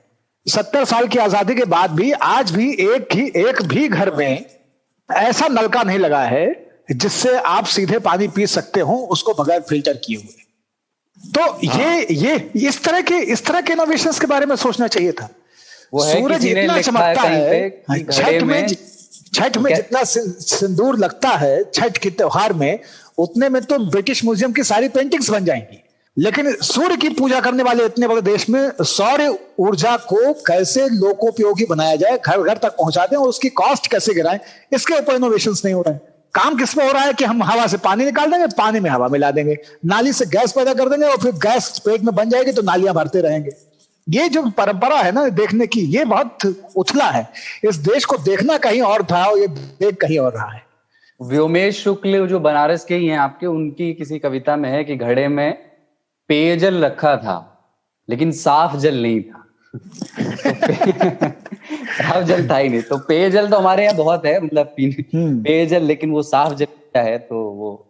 अच्छा, ये दूसरी बात ये कि ये बंगाल पुलिस इतना क्यों मारती है? मतलब ये अभी हमने देखा कि बंगाल में प्रोटेस्ट हुए, बीजेपी ने प्रोटेस्ट किए और बंगाल पुलिस लल्लन टॉप से प्रभावित है। लल्लन टॉप इंडिया टुडे समूह की एक वेबसाइट है और वो उन्होंने उसका विज्ञापन बार बार पढ़ा होगा, मम्मी कसम मिलेगा मारक मजा। वो मारक मजा को इतना सीरियसली ले लिया है। वैसे मैं एक बात बताऊं कुलदीप, तुम भी सब शब्द से परिचित हो, लेकिन पुलिस जो है ना, वो बंगाल की हो या उत्तर प्रदेश की, असम की हो या महाराष्ट्र की, वो वस्तुतः मरकही ही है। क्योंकि कुछ तो लोग भी बेशरम है हमारे देश में, जैसा कि काटजू साहब बताते हैं, और कुछ हमारी पुलिस भी जो है वो अभी अंग्रेजी वाली हैंगओवर से निकल नहीं पाई। हालांकि ये अच्छा लगा मुझे कि मतलब ये वाला मैं कहूंगा भी कोई ऐसा विवादित और एक जेनेरिक बड़े लोगों पे कमेंट करना हो ना, तो उसमें जोड़ दिया जाए कहना काटजू साहब का। नहीं, मैंने कहा कि मैं अकेला ना पहुंच जाऊं इसमें। मैं और लोगों को ले लेता हूँ। आगे 2-3 बार मैं सुब्रमण्यम स्वामी को भी पटक दूंगा इसी वीडियो में। एक बात मैं कहना चाहूंगा पुलिस की, तो चूंकि एक पॉपुलर चीज है कि पुलिस हमारे देश की खराब है, और यहीं की नहीं सब जगह की, पर पुलिस को होना भी ऐसा ही चाहिए। अच्छी पुलिस क्यों हो? मैं तो हमेशा से मान के चलता हूं कि पुलिस क्या होता है। अभी देखो इस देश में कितनी तड़प थी, मुझे याद है 2014 के पहले, कि वो कहते थे कि मजबूत सरकार चाहिए हमको, सरकार हमारी मजबूत होनी चाहिए। समझ रहे हो ना, निर्णायक नेतृत्व हो और सरकार मजबूत हो। अब सरकार मजबूत आई है तो सब लोग रो रहे हैं, सरकार बहुत ज्यादा मजबूत है। कुमार गंधर्व को गा रहे यम के दूत बड़े मजबूत। हाँ, तो मैं हमेशा से मेरा मानना रहा है कि कॉफी जो है ना स्ट्रांग होनी चाहिए और सरकार कमजोर। क्योंकि देखो शक्ति जो है ना एक ही है। मान लो इस देश में 100 शक्ति है, 100% शक्ति है, और सरकार 30% हो और पब्लिक 70% हो, तो बैलेंस रहता है। क्योंकि सरकार के पास टूल होते हैं, पब्लिक के पास उतने टूल नहीं होते। एक वोट देना पड़ता है 5 साल में। सबका कहना क्या था, सरकार बड़ी कमजोर है हमारी। वो मनमोहन सिंह की सरकार थी तो उनको और भी कमजोर माना जाता था। अब क्या हुआ कि लोगों ने कहा नहीं हमको मजबूत ही चाहिए। फिर मजबूत होगी सरकार तो फिर सरकारी तंत्र भी मजबूत हो जाएगा ना। सरकार क्या होता है, प्रधानमंत्री थोड़ा होता है। सरकार तो ठुल्ला भी होता है, मतलब जो एकदम लोकल लेवल पे जो बदमाश पुलिस वाला है, जिसको लोग ठुल्ला बोलते हैं, जो डंडे लेकर चलाता रहता है हवा में, वहां से लेकर हर अधिकारी पावरफुल होता है फिर जब सरकार मजबूत होती है तो। और जब पुलिस, जैसे बंगाल में सरकार मजबूत है तो पुलिस मजबूत है। अब पुलिस जहां मजबूत है वहां योगी जी की पुलिस देखो आप। अभी क्या हुआ, यूपी में जब डंडे पड़े तो पूरे देश में बवाल हो गया, यार योगी की पुलिस ना आतताई पुलिस है, बहुत मारती है लोगों को, कोई भी सम्मान नहीं है संविधान का। बंगाल में भी वही हो रहा है। और पुलिस को ऐसा ही होना चाहिए, ऐसे मुल्क में जहां लोग, क्या होता है कि हम ना पहली चीज क्या जलाते हैं, अगर आप देखना प्रदर्शन होते हैं तो पुलिस का जो वो होती है, पुलिस की आउटपोस्ट छोटी मोटी, उसको जलाते हैं। उसके बाद बस जला देते हैं। बस मतलब सड़क पे चल रही बस, जो बाय द वे सरकारी बसें ज्यादा, तो सरकारी बसें किसकी बसें हैं? पब्लिक की बसें हैं, वो उसी की संपत्ति है, लेकिन उसको जला देता है। ट्रेन की बोगियों में आग लगा देते हैं, सरकारी दफ्तरों को घेर लेते हैं, उसमें आग लगा देते हैं। हमारा काम रहता है, हम सोचते हैं सरकार के खिलाफ जंग चल रही है तो फिर सरकार की संपत्ति को नुकसान पहुंचाओ। उस समय हम ये नहीं मानते ये हमारी सरकार है, ये हमारी संपत्ति है। और ये तो हम ये भी नहीं मानते ना कि ये हमारी पुलिस है, तो पुलिस भी नहीं मानते कि ये हमारे लोग हैं। हम ये एक्सपेक्ट करते हैं कि सिटीजन को पुलिस सिटीजन की तरह ट्रीट करे, पर पुलिस भी तो सिटीजन है। वो अभी मजबूत है तो अभी आपको कूट रहा है। आप जब मजबूत होते हैं तब आप आग लगाते हैं। जब 100 लोग जुट गए, सड़क बंद कर दी, बाकी लोगों को आने जाने नहीं दे रहे, तो हमारे यहाँ जनता का प्रदर्शन का जो मॉडल है ना, वो भी बदलना चाहिए। प्रदर्शन का मॉडल हमारे यहाँ बहुत ही निचले स्तर का, बहुत पहले से। हम लोग पुतला जलाने वाले लोग हैं, मतलब 2-4 चीजें जमा कर ली और उसमें आग लगा दी, उसमें चेहरा लगा दिया मोदी का, राहुल का, मनमोहन सिंह का, महात्मा गांधी का, कि हम पुतला जला रहे हैं भाई। तो चप्पल की माला वगैरह। हाँ, तो हम बात करने में यकीन नहीं करते कि हम मतलब प्रदर्शन करें, गंभीर प्रदर्शन। गांधी जी हमको रास्ता दिखा गए, पर क्या करें, बापू तो चले गए, और बापू के साथ उनकी सारी सोच भी चली गई लगता है। क्योंकि बापू ने बहुत अच्छा सिस्टम निकाला था। अहिंसक प्रदर्शन करते थे और सहयोग करते थे, तोड़फोड़ नहीं करते थे, हिंसा नहीं करते थे, सविनय अवज्ञा करते थे।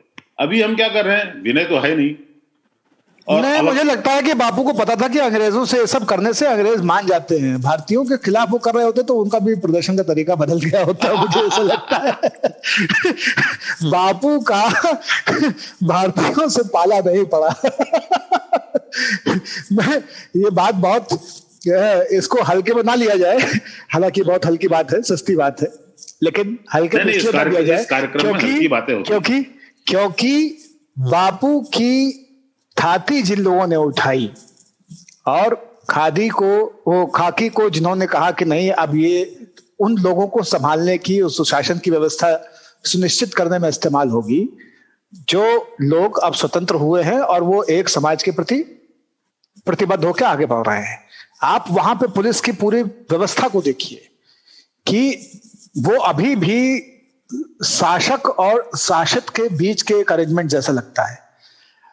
लेकिन इसके ठीक पैरेलल में जब पुलिस वालों की तरफ से देखने की चीजों को देखने की कोशिश करता हूं तो मैं देखता हूं कि अभी कुलदीप 10-15 दिन पहले हम लोगों के यहाँ भी एक खबर लगी थी और बाकी जगहों पे भी कि कैसे देहरादून में करीबन 100 पुलिस वालों ने नौकरी छोड़ करके और बाकी व्यवसाय में वो चले गए हैं। वो तेजी से नौकरियां छोड़ रहे हैं। तो लोगों में हमेशा यह था कि एक रौब और हनक के लिए, रुतबे के लिए पुलिस की नौकरी में अगर इंस्पेक्टर भी लग जाए तो बहुत बड़ी बात है, बहुत अच्छा होगा।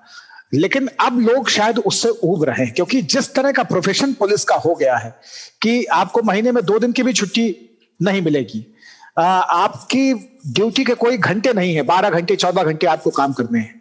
और पाश तो अपनी कविता में लिखते हैं कि और हुकूमत ये बता कि शिक्षकों के भीतर मैं कैद हूं या शिक्षकों के बाहर ये सिपाही। तो ये जो शिक्षकों के बाहर कैद सिपाही हैं, ये खाकी में भरी हुई कुंठाएं हैं जो जब अवसर मिलता है तो कमजोर के ऊपर बरस पड़ती हैं। ममता दीदी का दिखाई दे रहा है तो ममता दीदी पे चर्चा हो रही है, वरना आप उत्तर प्रदेश में भी देखें तो नवंबर के महीने से जो अचानक से सरसों फूली थी और जिस तरह से लाठी चली थी निष्काम भाव से, उन्होंने गीता के 3रे अध्याय को एकदम सीरियसली ले लिया था कि हम निष्काम भाव से लोगों को पीट रहे हैं। पूरे सीए के प्रदर्शक, सीए के खिलाफ जो प्रदर्शन हुए थे, लाठी से दबाए गए थे, लाठी से ही दबाए गए थे। और उसके लिए बड़ी तारीफ हुई योगी जी की। और एक पॉपुलर सेंटिमेंट मेजॉरिटी का उत्तर प्रदेश में है, जैसे मैंने अपनी माता जी को भी कहते हुए सुना, उन्होंने कहा कि अगर योगी जी नहीं होते और उनकी पुलिस इस तरह से उसको आदेश नहीं दिए जाते तो लोग शायद संभलते नहीं, दंगों के हवाले हो जाता या बहुत प्रोटेस्ट होते और सारी चीजें ठप हो जाती। तो ये धारणा भी है। तो ऐसा नहीं कि योगी जी कोई लॉस में है, योगी जी बहुत बेनिफिट में भी है। कुछ लोगों को लगता है कि योगी जी ने गलत किया, लेकिन बहुत सारे लोगों को यह भी लगता है कि योगी जी ने सही किया। तो पुलिस के इस्तेमाल को लेकर के अपनी अपनी धारणाएं हैं। अभी बहस इसलिए हो रही है क्योंकि कुछ लोग पिट गए हैं, लेकिन राजनीति में मेरा जो बचपन का अनुभव है, जो अभी का अनुभव है, उसमें ये मेरा मानना ये है कि आजकल लोग पिट कम रहे हैं, दिख ज्यादा रहे हैं। बाबा जी एक मैंने नोटिस किया है कि ये जो पुलिस के डंडे हैं ना, वो बदल गए। ये प्लास्टिक के बहुत हो गए हैं। हाँ, प्लास्टिक के डंडे हैं। और मतलब मैंने 2 बार पुलिस के डंडे खाए स्कूल अपने कॉलेज के दिनों में, 11वीं 12वीं में, और उसमें एक पड़ जाने से मतलब वो हफ्ते भर तो तकलीफ देता ही था, बाद में हर विंटर में वो दर्द उठ जाता था फिर से।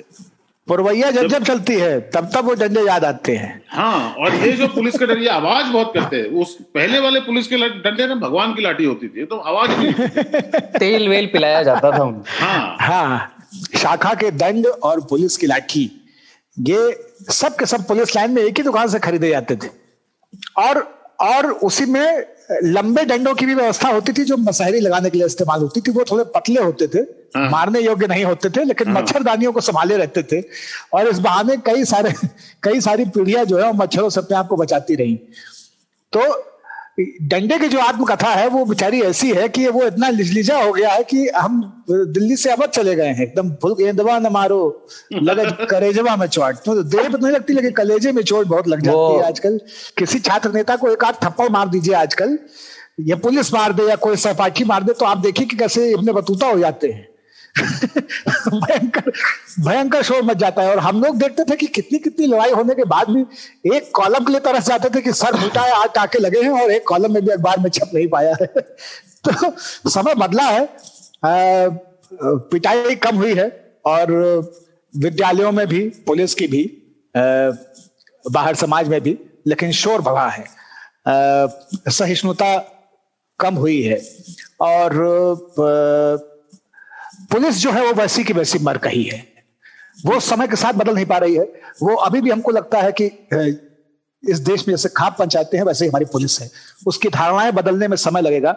और हम और ताऊ अक्सर ये बातें करते हैं बैठ करके कि ये देश जो है वो कई सदियों में रह रहा है। कुछ लोग 17वीं सदी में हैं, कुछ 18वीं में, कुछ 19वीं में, कुछ 20वीं में, कुछ 21वीं में घुस गए हैं, कुछ हमसे 50-60 साल आगे चले गए हैं। समझ नहीं आ रहा है कि वो यही है कि कहीं है। तो पुलिस जो है ना, ये बहुत बड़ा सच है कि हमारे देश की पुलिस ना, अगर आप देख लो कोई ग्रामीण पुलिस वाला आदमी जो छोटे थाने में रहता है, वो अगर शहरों के कुछ पुलिस स्टेशन को देख ले तो बेचारा चौंधिया जाए कि न्यूयॉर्क तो नहीं आ गए हम, क्योंकि वो तो वहीं सोता है, वहीं खाता है, वहीं लेटता है। उसने तो कभी वर्दी डाली नहीं अंदर, वो तो गंजी में बैठा रहता है आदमी।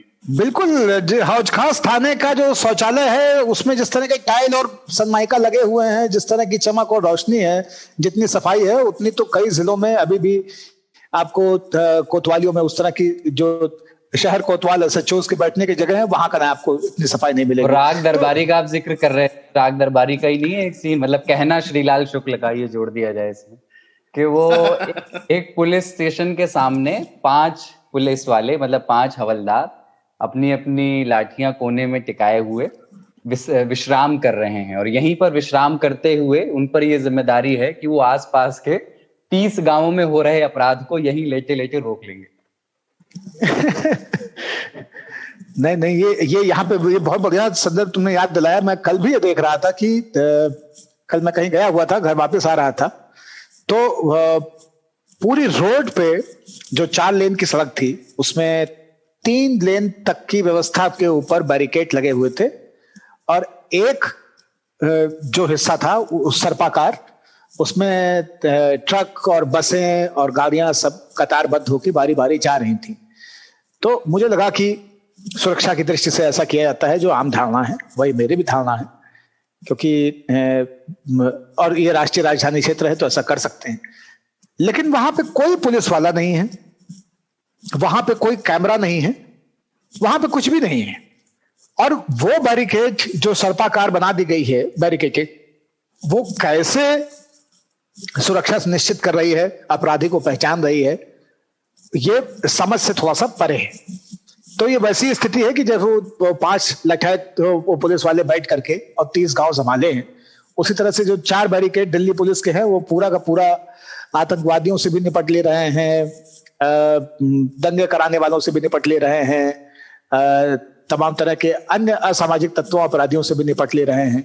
लॉ एंड ऑर्डर की पूरी बचत जो है वो स्टील फ्रेम के 4 बैरिकेड निभा रहे हैं। इससे मुझे याद आ रही है, वो टीवी पे मैं अक्सर देखता हूँ ये लाइन फ्लैश होते हुए, उसमें लिखा होता है यूपी में थम नहीं रहे अपराध।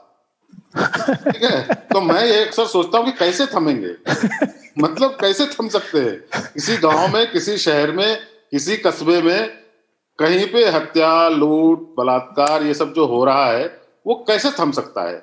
नहीं थम रहे मतलब क्या? और कब थमा था? मुझे तो याद ही नहीं है। मैं जब से पैदा हुआ हूँ तब से यही गति है, इस रफ्तार में हम चल रहे हैं। वो कैसे थमेंगे? मतलब किसी मुख्यमंत्री के बदल जाने से या किसी प्रधानमंत्री के बदल जाने से या किसी अधिकारी के बदल जाने से अपराध थोड़ी थमते हैं। नोएडा में कई बार मैं देखता हूँ कुछ अधिकारी आए यहाँ पे, बड़े नामी गिरामी होते हैं, जो रॉबिन हुड टाइप के नामी मतलब पुलिस वाले होते हैं, जिन्होंने यहाँ वहाँ बहुत सारे इनकाउंटर किए होते हैं। तो उनकी नियुक्ति होते ही अखबारों में छपता है कि आ गए, अब तो थम जाएगा अपराध। पहले 7-10 दिनों में वो भयंकर गश्त करवाते हैं, यहाँ वहाँ छोटे मोटे इनकाउंटर भी करवाते हैं, लोगों के पैरों में गोली मार के उनको पकड़ लेते हैं, एक भाग जाता है। इस तरह की घटनाएं होती हैं, पर होता कुछ नहीं है। उसका कारण है न पुलिस बदल रही है, न समाज बदल रहा है।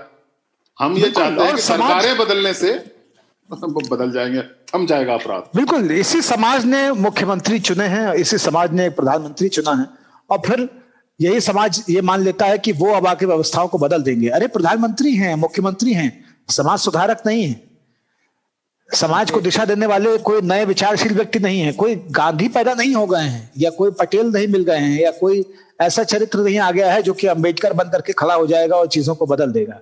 समाज को बदलने वाले लोग और होते हैं, और समाज में समाज की व्यवस्थाओं को संचालित करने वाले, समाज के दायित्वों को सेवक बंद करके और उनका निर्वहन करने वाले लोग और होते हैं, तो उनसे अपेक्षा रखना वो तो थोड़ा सा मुझे लगता है कि ज्यादा हो जाता है। ये समाज जिस तरह का है उसके अनुरूप, इस समाज की सोच जैसी बनती है उसके अनुरूप वो लोगों को चयन करता है अपनी आवश्यकताओं के अनुरूप, और ये बार्गेन का काम है।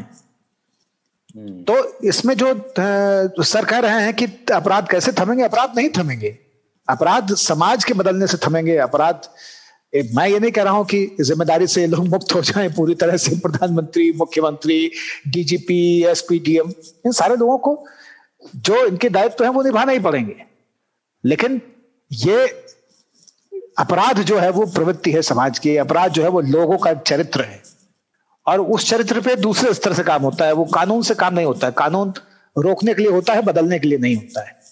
एक बहुत छोटा सा किस्सा है, हाँ, एक छोटा सा किस्सा है और मेरे ख्याल से परसाई जी का ही है।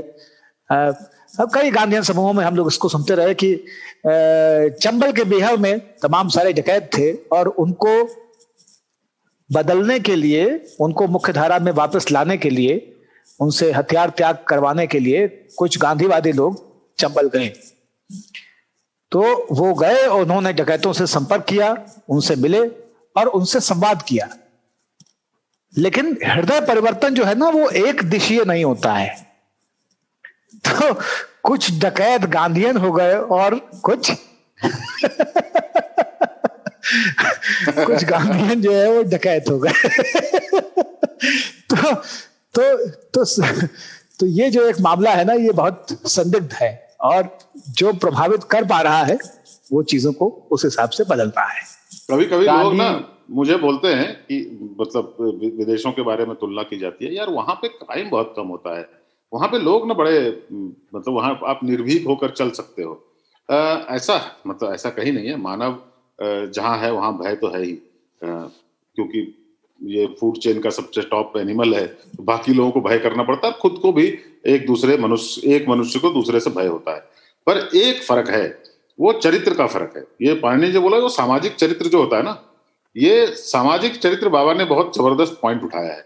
सामाजिक चरित्र में ना दुनिया में ये जो क्षेत्र है, पाकिस्तान, भारत, बांग्लादेश, इनका सामाजिक चरित्र बहुत, इनकी जीवन की कठिनाइयों के चलते रहा हो, बरसों गुलाम रहने के चलते रहा हो, जो भी कारण आप ढूंढ लें, सामाजिक चरित्र में हम थोड़े से ना कमजोर हैं। मतलब हसन निसार पाकिस्तान के एक पत्रकार हैं, वो बहुत अच्छा उदाहरण भी देते हैं कि कहीं दुनिया में आदमी बेईमानी किसी हद तक कर ले, दूध में ना कुछ मिक्स नहीं करेगा, क्योंकि बच्चे पीते हैं। बच्चे पीते हैं यार, नाली का पानी आप दूध में डाल रहे हो, बच्चों किसी घर में दे रहे हो जहां पे बच्चे हैं, वो पिएंगे उसको। दवाइयां नकली बना रहे हैं, हाँ, दवाइयां नकली कहीं नहीं मिलती, क्योंकि उनको पता है यार दवाइयां नकली नहीं कर सकते, इससे जीवन का निर्धारण होता है। कोई आदमी बचेगा, जिंदा रहेगा, कोई इलाज करवा रहा है। अपने यहाँ दवाइयां नकली मिलती हैं, अपने यहाँ आदमी डंडी मारता है। मतलब आप उधर देख रहे हो 5 किलो चावल की जगह ना वो 50 ग्राम रख लेगा। ये बेईमानी और ये धूर्तता जो हमारे यहाँ है, हमारे यहाँ एक के बदले दूसरा आदमी एग्जाम दे रहा है, इस तरह के घपले में दूसरे देशों में होते हैं काम, गंदे काम हर जगह होते हैं, टुच्चा ही नहीं है दूसरे देशों में, हमारे यहाँ टुच्चा ही है। एक दूसरे की जगह परीक्षा देना, चोरियां करना। और ये वो देश है जो कमलेश जी कह रहे हैं कि आप देखिए कि ये वो देश है जहां पे आप लड्डू गोपाल की पूजा करते हैं। दुनिया में कहीं लड्डू गोपाल नहीं पूजे जाते, है ना। दुनिया में कहीं भी देवी पूजा उस तरह से नहीं हो रही है, लेकिन उन्हीं देवियों को, उन्हीं बच्चियों को आप देखिए कि आप उनको सर्फ खिला दे रहे हैं, आप उनको यूरिया खिला दे रहे हैं दूध के नाम पे, आप मिठाई में मिलावट करके उनको खिला दे रहे हैं। आपको संकोच ही नहीं है, एक चीज में पॉइजन मिक्स है, एक चीज बर्बाद है इस देश में। सरकारों से लेकर लोगों तक, किसान खाद डालते हुए, किसान को रोड पे तो अपना अधिकार चाहिए, लेकिन खाद डालते हुए उसका हाथ कभी नहीं कांपता है कि वो 3 पीढ़ियों तक वो जीन में असर रखता है। 3 generations suffer from the pesticide we use, वो वाला मामला है। अरे पराली जलाना, हाँ। देखो सबको पता है कि 2-3 महीने जीना दूभर हो जाता है उत्तर भारत में लोगों का, लेकिन वो पराली बंद नहीं करते जलाना। क्यों नहीं करते? एक तो जबरदस्ती जमीन का दोहन कर रहे हैं। चलो, मतलब किसानों से इस देश में बहुत सहानुभूति रहती है, ये किसानों का देश है, गांव का देश है, पर हकीकत ये है कि हम ना इस मामले में ये नहीं सोचते पड़ोसी क्या होगा, हमें घर से पानी निकालना है बस। नाले बनाने हैं या नहीं बनाने हैं उससे मतलब नहीं है, अपना कचरा अपने घर से सड़क पे डाल देना बस। मुझे बड़े किसान से कोई सहानुभूति नहीं, मैं इस कार्यक्रम में कह रहा हूं, मुझे बड़े किसान से कोई सहानुभूति नहीं है और छोटे किसान से हद से ज्यादा सहानुभूति है। पराली छोटा किसान नहीं जलाता है, एमएसपी पे छोटा किसान अनाज नहीं बेच पाता है। छोटे किसान की दुश्वारियां एक बहुमत आबादी की दुश्वारियां हैं इस देश में, बड़े किसान की दुश्वारियां एक छोटे लेकिन प्रभावशाली किसान की दुश्वारियां हैं।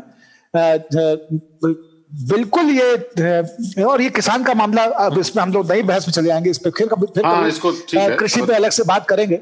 लेकिन मेरा कहना यही है कि सबको यहां पे अपना हित दिखता है, और ये जो हिपोक्रेसी है जिसको कि एक हिसाब से एक समय में मंटो लिख के जा रहा था, दूसरे उसी के पैरेलल राहुल सांकृत्यायन अपने तरीके से बता रहे थे, और परसाई जिसको देखते देखते कहते कहते बताते बताते मर गए। ये वैसा देश है।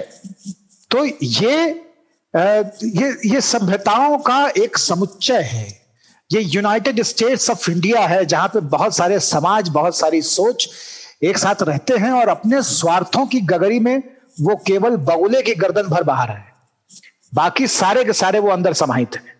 लोग मुझे बोलते हैं कि यार पूरी दुनिया में मनुष्य ऐसा ही है, मानव ऐसा ही है, स्वार्थी प्रवृत्ति का जीव है, पर हकीकत है चलो भाई मैंने मान लिया कि पूरी दुनिया में लोग इतने गंदे हैं, पर देश तो ये मेरा है ना, मेरी पूरी दुनिया से मतलब क्या, मैं यहाँ का पासपोर्ट रखता हूँ, मैं यहाँ रहता हूँ।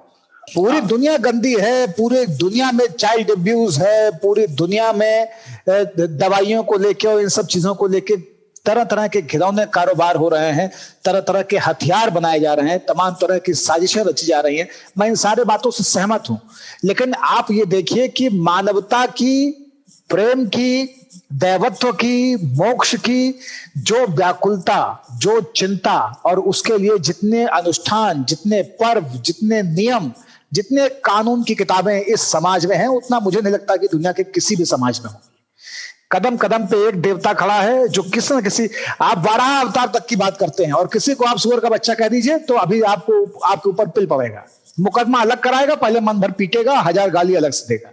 किसी को कह के देख लीजिए सुअर का बच्चा, है ना। वॉच डॉग पत्रकारिता में आप कह सकते हैं अंग्रेजी में, आप हिंदी में किसी पत्रकार को कुत्ता कह दीजिए, देखिए भाई साहब क्या किस तरह का रासायनिक अभिक्रिया शुरू हो जाती है, HCl और H2SO4 याद आ जाएगा आपको। तो ये जो है असमंजस इस समाज के, इनके ऊपर हम लोग अपराध के ऊपर अलग से एक दिन चर्चा करेंगे। हाँ, और हिपोक्रेसी पे, हमारी हिपोक्रेसी पे भी एक दिन चर्चा अलग से होनी चाहिए। हम बहुत ही कहने वाले कुछ और करने वाले कुछ लोग हैं। एक दिन मैं नंदिता दास की जो फिल्म अभी हाल फिलहाल में आई थी, नवाजुद्दीन भी शायद उसमें था, मंटो के ऊपर। हाँ, वैसे तो मुझे बहुत वाहियात क्रिएशन लगा था, तो उसकी आलोचना के बहाने हम लोग मंटो पे और हिपोक्रेसी पे बात करेंगे। तो गुप्तेश्वर पांडे के जिक्र से इस वाले टॉपिक का समापन करेंगे कि वो, मतलब गुप्तेश्वर पांडे वही अपने औकात फेम वाले। हाँ। वो तो उनका जब ये वाला वीडियो वायरल नहीं हुआ था, तो उससे पहले एक वीडियो और वायरल हुआ था, आपको याद होगा, जिसमें वो एक पत्रकार ने कुछ सवाल पूछ लिया था उनसे क्राइम के बारे में। उसमें उन्होंने कुछ कायदे की बातें कही थी जिन पर हम अभी चर्चा कर रहे थे। वो यही कह रहे थे कि अपराधी को संरक्षण आप लोग देते हैं जात के नाम पर, धर्म के नाम पर, पुलिस क्या करेगी? पुलिस का काम है अपराध को होने से रोकने की कोशिश करना, और नहीं रोक पाए तो अपराध जब हो जाए उसके बाद जांच करना। तो वो इन्हीं मसलों पे जब अपराध वाली बात होगी तो और विस्तार से वो बात बहुत अच्छी कही थी उन्होंने। उससे ये भी पता चलता है गुप्तेश्वर पांडे वैसे है नहीं जैसे उन्होंने अपने आप को दिखाने की कोशिश की है। वो बहुत सुलझी हुई बात कही थी उन्होंने, अपराध और पुलिस के रोल के बारे में और समाज के बारे में, और बहुत दुत्कारा था समाज को। बिल्कुल। पास की कविता एक है जहां कविता खत्म नहीं होती, उसका शीर्षक है, उसमें एक पंक्ति है, बहुत लंबी कविता है, आखिर की लाइनों में एक पंक्ति है जो मुझे गुप्तेश्वर जी के लिए अभी ठीक लग रही है कि मैं जो एक इंसान बनना चाहता था, ये क्या से क्या बना दिया गया हूं। मुझे एक और पंक्ति है बड़ी मशहूर जो मुझे याद आ रही गुप्तेश्वर जी के लिए, मुझे मेरे ख्याल से छायावाद की है, अगर गलत हो तो माफ करें। स्पार्क प्लग में कार्बन आ गया, किस्मत के लग गए पकौड़े। पकौड़ों पे भी एक दिन चर्चा करेंगे जब हम लोग बैठ के बात करेंगे रोजगार की और देश में युवाओं की, किसी अलग दिन चर्चा में। और उस दिन पकौड़ों पे भी चर्चा होनी चाहिए। हाँ बिल्कुल। पकौड़ों में मतलब आप रहें और पकौड़े पे चर्चा ना हो, क्योंकि पकौड़े से मुझे बहुत आपत्ति है। पकौड़े इस देश में बहुत बहुत बुरी हालत में चले गए हैं। पकौड़ों का महत्व घट गया है और मुझे इनफैक्ट अब बिरयानी से शुरू की थी, अब पकौड़े खाने की इच्छा हो रही है। चलो इस पे लौटेंगे, पर एक छोटा सा ब्रेक ले रहा हूँ।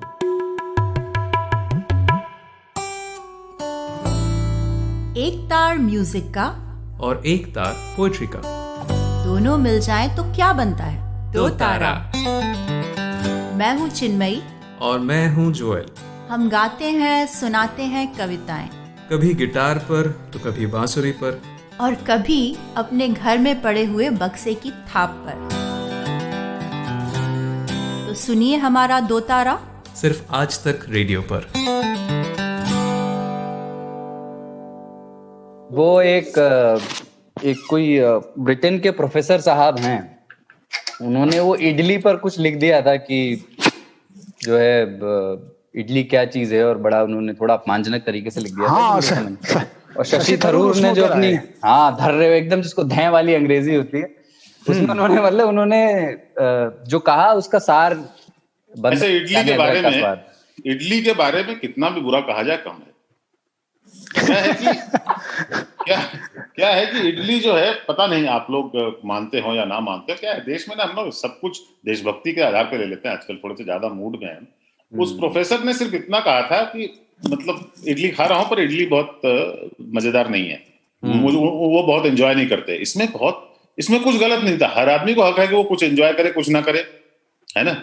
मुझे बिरयानी पसंद हो ना हो, उन्होंने इस पे लोग कूद पड़े। पहले शशि थरूर के पुत्र कूदे, फिर शशि थरूर कूदे, फिर पूरी दुनिया के लोग कूद गए और साउथ इंडिया के लोग कूद गए। मैंने इडली खाई है ना। इडली का स्वाद जो है जैसे होता है ना कि मैंने लोहा खाया है, आज की बात चल रही है तो याद आ जाता है। तुम लोहे की बात करते हो, मैंने इडली खाई है। इडली सॉफ्ट लोहा ही है, उसमें कोई स्वाद नहीं होता। इडली क्या है? इडली चावल के दरदरे आटे को गोल बनाकर भाप में पकाया गया कुछ है, जिसका एक अच्छा सा शेप है, बस उसमें क्या है। लेकिन इडली पे टिप्पणी करने वाले ये जो वैज्ञानिक महोदय हैं, ये बर्तानिया के हैं ना। हाँ, इसीलिए तो मेरी आपत्ति इसी बात पे है कि मतलब अगर एक जाट दूसरे जाट को जाट कह देना तो फिर संकट है। हाँ, और ये बात मैं मानता हूँ कि ब्रिटेन का एक फ्रेंच कहता है, एक इटालियन कहता है कि इडली जो है वो थोड़ा सा बोरिंग चीज है। तो इडली कितना भी टेस्टलेस हो जाए, ब्रिटिश खाने से शशि थरूर के साथ हूँ, क्योंकि वो गलत आदमी कह रहा है कि इडली जो है न्यूट्रल चीज है। मतलब अब फिश एंड चिप्स खाने वाले हमको बताएंगे खाना क्या होता है। हाँ, और वो फिश एंड चिप्स भी क्या मतलब क्या बताएं। वो कहा जाता है, उनके बारे में कहा जाता है कि एक ही चीज वहां के खाने से खराब है, वहां का वेदर। क्योंकि इडली देखिए, मैं जब पढ़ता था कॉलेज में, तो मैं 8 महीने तक बैंगलोर में था, तो मैं रोज सुबह 2 इडली 1 वड़ा खाता था। बड़े में टेस्ट होता था, बाय द वे, मुझे चकित कर देता था। मुझे इडली के बाद बड़ा खा लो। इडली के साथ साथ बड़ा इसीलिए देते हैं कि आदमी को ये याद रहे कि उसके कुछ टेस्ट बड्स हैं, जीभ में कुछ तंत्रिकाएं हैं जो कि कुछ स्वाद देती हैं। नहीं तो इडली सांभर के साथ खाओ तो सांभर का टेस्ट आता है। इडली का अपना कोई टेस्ट नहीं होता। इडली चावल की तरह है, आप उसको अकेले नहीं खा सकते, है ना। वो चावल ही है एक तरह से, लेकिन उसमें यह है कि चावल में एक हैवीनेस होगा। इडली का जो पूरा शास्त्र है उसमें यह है कि थोड़ा सा उसमें प्रोटीन भी है और थोड़ा सा उसमें कार्ब भी है। वो थोड़ा सा फर्मेंटेशन भी होता है उसमें, और फर्मेंटेशन है तो वो इजी टू डाइजेस्ट है।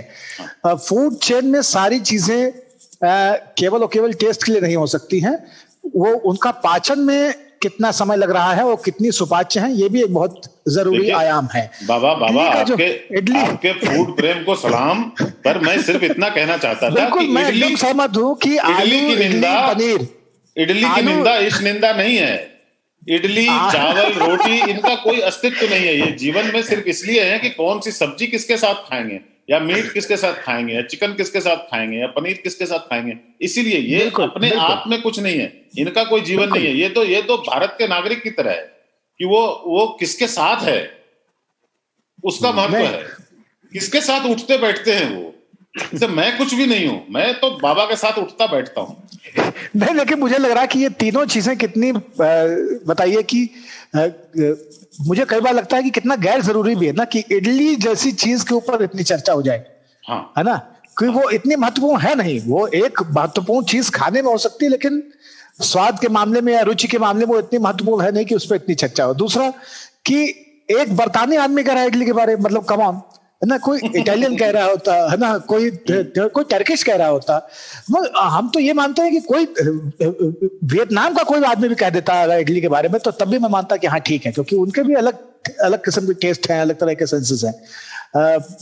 मुझे लगता है कि एशिया जैसा खाना दुनिया में कहीं नहीं है, लेकिन ठीक है। देखिए गोरों में ना, मैं यहाँ पे और तीसरा संकट ये है कि शशि थरूर का भी आप ये अर्थ संकोच देखिए कि वो उसके ऊपर चाव तो बैठे हैं इडली को बचाने के लिए, लेकिन वो इडली ही बचा सकते हैं। वो कभी भी पुलाव नहीं बचा पाएंगे, वो कभी भी कद्दू की सब्जी वो पूरी नहीं बचा पाएंगे। क्यों? क्योंकि वो उनके विस्तार की सीमा है। हाँ, वो इडली से बाहर जा भी नहीं सकते हैं। इडली से बाहर निकलेंगे ना सर, तो वो सीधे फिर फिश एंड चिप्स पे आ जाएंगे। हाँ, वो है। बीच में और ये दिखाता है कि आसमान से गिरे और खजूर में अटके, या तो आप तिरुवनंतपुरम में रहेंगे और ताम्बरम में रहेंगे, और या फिर वहां से निकल कर आप सीधे फिलाडेल्फिया म्यूजियम में खड़े हो जाएंगे और ट्रफलगर स्क्वायर पे खड़े होकर के आप आइसक्रीम खाने लगेंगे। वो हग्गन दास की आइसक्रीम, हागन दास क्या कहते हैं उसको भाई, हम लोग पहली बार मैं लंदन गया तो मैंने पढ़ा, तुमने कहा कि यार हग्गन दास तो जो है ये हमारे यहाँ मतलब दलित टोला ऐसा नाम है। केसी दास के छोटे भाई हैं। तो हमने वो देखा।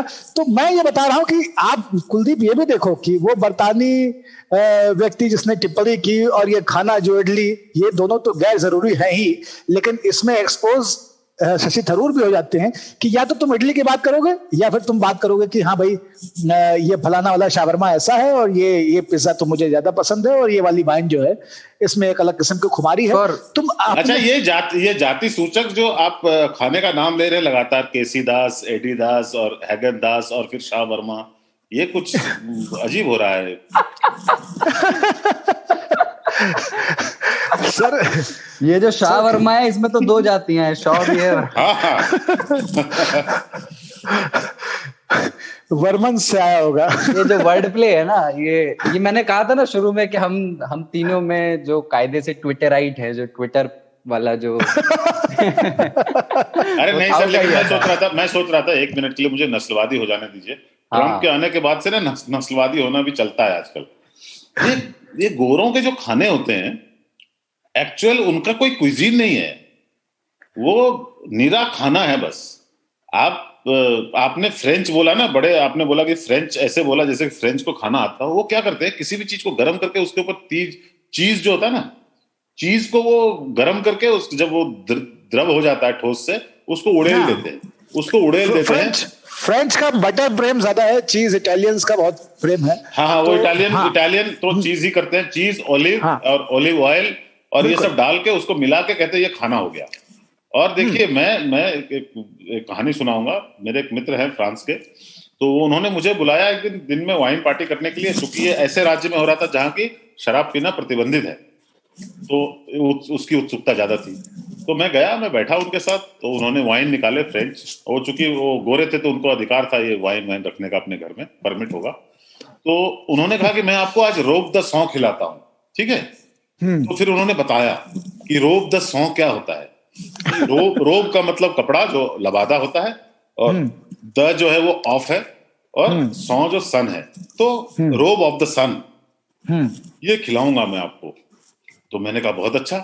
फिर मुझे याद है यार पंजाबी से मिलता जुलता है ये, यू नो, रोब द सॉ, साग द सरसों, सरसों द साग, हमारे यहाँ पंजाबी में होता है। तो मैंने उनको ये चुटकुला बताया, बहुत हो दसों जैसा है। हाँ, कि फ्रेंच जो है वो पंजाबी का बिल्कुल उल्टा है। पंजाबी में सरसों दा साग है और फ्रेंच में साग दा सरसों होगा। तो ये चलता रहा। सर, ये एक लाइन में बता दो, आप कथा बताइए, लेकिन मुझे अनुवाद की जो चुनौतियां है ना, उसमें एक संदर्भ याद आता है। हमारे एक बादशाह साहब बताते थे कि मैरिज ऑफ डॉटर का अनुवाद एक दिन कर दिया शादी की लौकी।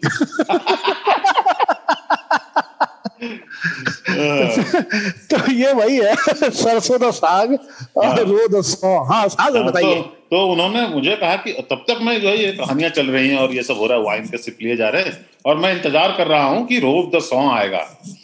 तो क्या हुआ कि पता नहीं क्या उन्होंने क्या किया था, आलू ना पका लिया था, जैसे अपन चूल्हे में डाल देते थे 4 आलू, तो वो उसमें सौंध आ जाती थी, तो वो वैसे आलू पका लिए थे उन्होंने। वो आलू निकाले और भाई साहब वो आलू के ऊपर में उन्होंने एक बर्तन में जिससे छौंका लगाते हैं हम ना, उसमें चीज डाल के यूं गर्म करके पिघला लिया और उसके आलू के ऊपर डाल दिया, और थोड़ी देर में वो चीज जो है आलू के ऊपर अपनी परत छोड़ गया। तो मैंने कहा चलो ये सब कार्यक्रम चालू है, तो वही रोब दसवां था। सरकती जाए है रुख से नकाब आहिस्ता आहिस्ता, वही था रोब दसवां। मेरे लिए ऐसा एंटी क्लाइमेक्स हुआ, मैंने कहा यार वो आ रहा होगा, अभी वो चल रहा होगा। तो हमारे यहाँ खाना जैसे होता है ना, एक चरणों में होता है, वैसा नहीं, सीधे ही आलू पे चीज डाला और आपके पेश कर दिया और आपने खा लिया। वो एक तो उनके खाने की कुछ नहीं होती, उनके खाने का हमारे यहाँ जितनी महीन मतलब मसाले 5-10 तरह की मिलाए जाते हैं, और कब कौन सा मसाला डाला जाएगा, कितनी देर तक भुना जाएगा, और क्या बाद में पड़ेगा क्या पहले पड़ेगा, कितने नौटंकी हमारे यहाँ। उनके यहाँ तो कुछ भी नहीं है, खाना बस गरम करो खाओ। वो जो स्टेक बोलते हैं क्या है वो, मतलब मीट को लो, आग में धकेलो, बाहर निकालो, तेल लगाओ, खाओ। उनका कोई कल्चर नहीं है, संस्कृति के नाम में बहुत पीछे है वो। हाँ, मुझे लगता है कि ये पारिस्थितिकी का मसला है।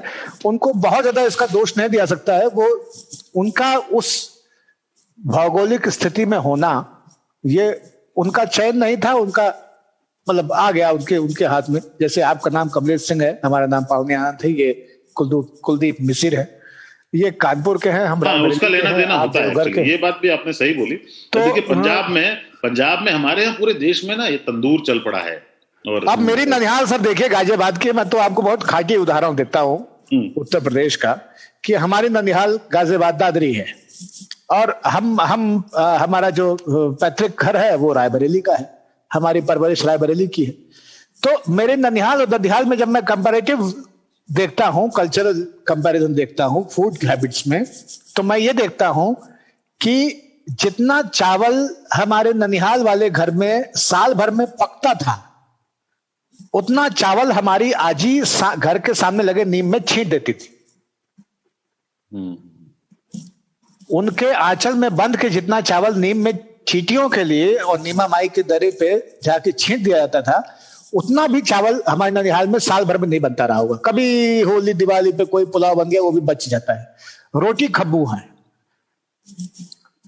ननिहाल के आसपास, हमने देखा कि वो वहां पे संवाद भी है, रोटी खा ले, खाना खा ले, भोजन खा ले। नहीं, मुझे लगता था कि ये लोग जूता मार रहे हैं कि खाने पे बुला रहे हैं। हरियाणा और पश्चिमी उत्तर प्रदेश दोनों जगह है कि रोटी खा ली। हाँ, कि भाई क्या रोटी खा ले, रोटी खा के जाना ना, रोटी खा के जाना, रोटी खा के जाने का मतलब क्या होता है? जीवन की सबसे बड़ी चुनौती आदमी ये चाहता है कि यार सूखी रोटी ना खानी पड़े, कुछ इसके साथ साग मरचा अचार बुकनू दाल सब्जी भुजिया हो जाए कुछ, तो जीवन हम उसको मान लेंगे कि सुखद हो गया है। ये कहते हैं रोटी खा ले। तो ये संकट है सर फूड हैबिट का, इसके ऊपर हम लोग कभी विस्तार से बतियाएंगे। आज तो मेरे भी कुछ विचार है पंजाबी खाने के ऊपर। थोड़े नस्लवादी विचार है, वो मैं आगे तंदूर और चाप करेंगे सब, ठीक है। लेकिन ये कि आज हमने डेमो दे दिया, तंदूर और चाप से पहले आप तक आएंगे। डेमो दे दिया कि भाई 3 ताल में जो है बात कहीं से निकलेगी, दूर तक जाएगी, उसमें भोजन भी आएगा, संस्कृति भी आएगी, शासन व्यवस्था भी आएगी, पॉलिटिक्स और खबरें तो आती रहेंगी। एक आखिरी चीज जिस पे बात करते हैं, फिर इस चर्चा को समाप्त कर सकते हैं। हल्के ही नोट पे बात हो रही है, तो एक खबर पिछले दिनों आई, और खबर ये थी कि एक सीड कंपनी है, बीज बनाने की कंपनी, उन्होंने एक एड डाला। उस एड में वो प्याज के बीज का विज्ञापन था, और उसमें प्याज थे गोल सुडौल चमकते हुए, और उसको फेसबुक ने जो है टू सेक्सी बताते हुए जो है उसको वायलेशन, अपने जो उनके नियम कायदे हैं बिल्कुल उनका उल्लंघन करता हुआ माना और उनको हटा दिया। तो प्याज को लेकर के कि ये इस तरह की हेडलाइंस लगी कि ये जो प्याज है, ये वाली जो प्याज है वो फेसबुक के लिए टू सेक्सी है। इस पर मैं चाहता हूं कि एक बार को मंत्रणा हो जाए हमारे यहाँ, क्योंकि हमारे यहाँ तो प्याज बहुत पहले से सेक्सी है, सरकार भी गिरा चुकी है एक बार। हाँ, फेसबुक भी शायद हमारी सरकार को फॉलो करे, लेकिन मुझे लगता है कि जो इसे मैं कहता हूं पश्चिम की संकीर्णता, और ये भारतीय संकीर्णता भी है, लेकिन पश्चिम की संकीर्णता भी यही है। हमारे ऐसे लोग जो बड़ा भारतीय अतीत के उत्साह में रहते हैं, गर्व में रहते हैं, उनको मेरा ये शब्द बड़ा अच्छा लगा होगा, पश्चिम की संकीर्णता वाला। लेकिन कहने का तात्पर्य मेरा यही है, सारी बातें करके कि हमारे यहाँ टुच चाहिए, हमारे यहाँ सिविक नहीं है। नहीं, मैं अपना बहुमत जुटाता रहता हूँ बीच बीच में। वो कहते रहिए, वो काटजू जी जैसे ना कुछ कैरेक्टर्स हमें लिस्ट करने पड़ेंगे, वो हम जब बात करते रहेंगे ना, मैं फ्लैश करता रहूंगा स्क्रीन पे। हाँ, तो काटजू जी ने कही थी, बस काटजू के कहने पर मेरे जीवन का कुछ वर्ष ऐसे गए हैं जिसमें मैं पश्चिम की संकीर्णता पे काफी ध्यान देकर के गंभीरता से विचार करता रहा हूं। तो इसलिए मैं उन पुराने पूर्वजों को, जिनको मैं तिलांजलि दे चुका हूं, उनको याद करता हूं बीच बीच में। तो बहरहाल, तो हम बात ये कर रहे थे कि अगर सेक्सी है प्याज तो उसमें बुराई क्या है। और सेक्सुअलिटी का जो पूरा का पूरा डिस्कोर्स है इस समाज में, वो इतना विचित्र है कि आपको कौन सी चीजें सेक्सी लग जाती हैं, कौन सी चीजें आपको सेक्सी नहीं लगती हैं, इसको तय करवाना इतना गड्ढमड्ढ हो गया है कि 6 साल की बच्ची में भी आपको, आप कहते हैं कि वो उसके कारण कोई उत्प्रेरित हो गया, कोई उद्दीपित हो गया। किसी ने कम कपड़े पहन लिए तो वो उत्प्रेरित करने लग गया आपको अचानक से प्याज सेक्सी लगने लग गया। हरा प्याज का सागा अगर आप फोटो खींच के डाल दीजिए तो हो सकता है कह दें कि स्पर्म्स का मूवमेंट दिखा रहे हैं माइक्रोस्कोप से। इस तरह की धारणा बना सकते हैं। किसी को चुकंदर और आलू की थैलियों में किसी के टेस्टिकल्स दिख सकते हैं। कोई खीरे और बैगन के ऊपर कल को आपत्ति उठा सकता है। संतरे, सेब, इन सब के ऊपर कितनी तरह की फफ्तियां, कितने तरह के चुटकुले हैं। क्या इनसे निकला जा सकता है? क्या फेसबुक इसको रोक करके इस सोच को खत्म कर सकता है? और क्या इस सोच को खत्म कर देना चाहिए? जो चेतना है वो कंपैरिजन में चलती है, वो हमेशा बिंब खोजती है। फेसबुक भी वही कर रहा है जो कि आम लोग कर रहे हैं। उसको प्याज में सेक्सुअलिटी दिखने लग गई, ठीक वैसे ही जैसे कि किसी को अनार, संतरा, सेब, केला, खीरा, इन सब में कुछ कुछ दिखने लगता है।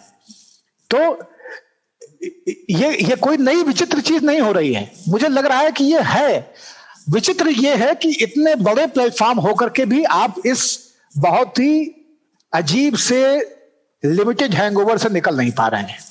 आप प्रोग्रेसिव प्लेटफॉर्म होकर, आधुनिक प्लेटफॉर्म होकर के भी इस हैंगओवर से निकल नहीं पा रहे हैं, जो कि दुनिया में बहुत समय से और बहुत सारे लोगों के दिमाग में है लगातार। तो इसमें दया का पात्र बेचारा फेसबुक है कि उसकी चेतना नहीं बदल रही है। वो चेतना बदलने के लिए तमाम क्रांतियों का आधार स्तंभ बना हुआ है। कह रहा है कि हमारे यहाँ आइए, क्रांति कीजिए, समाज बदलिए। आप नारीवादी हैं, आइए पुरुषों को पेल दीजिए। आप राष्ट्रवादी हैं, आइए आप राष्ट्रद्रोहियों को पेल दीजिए।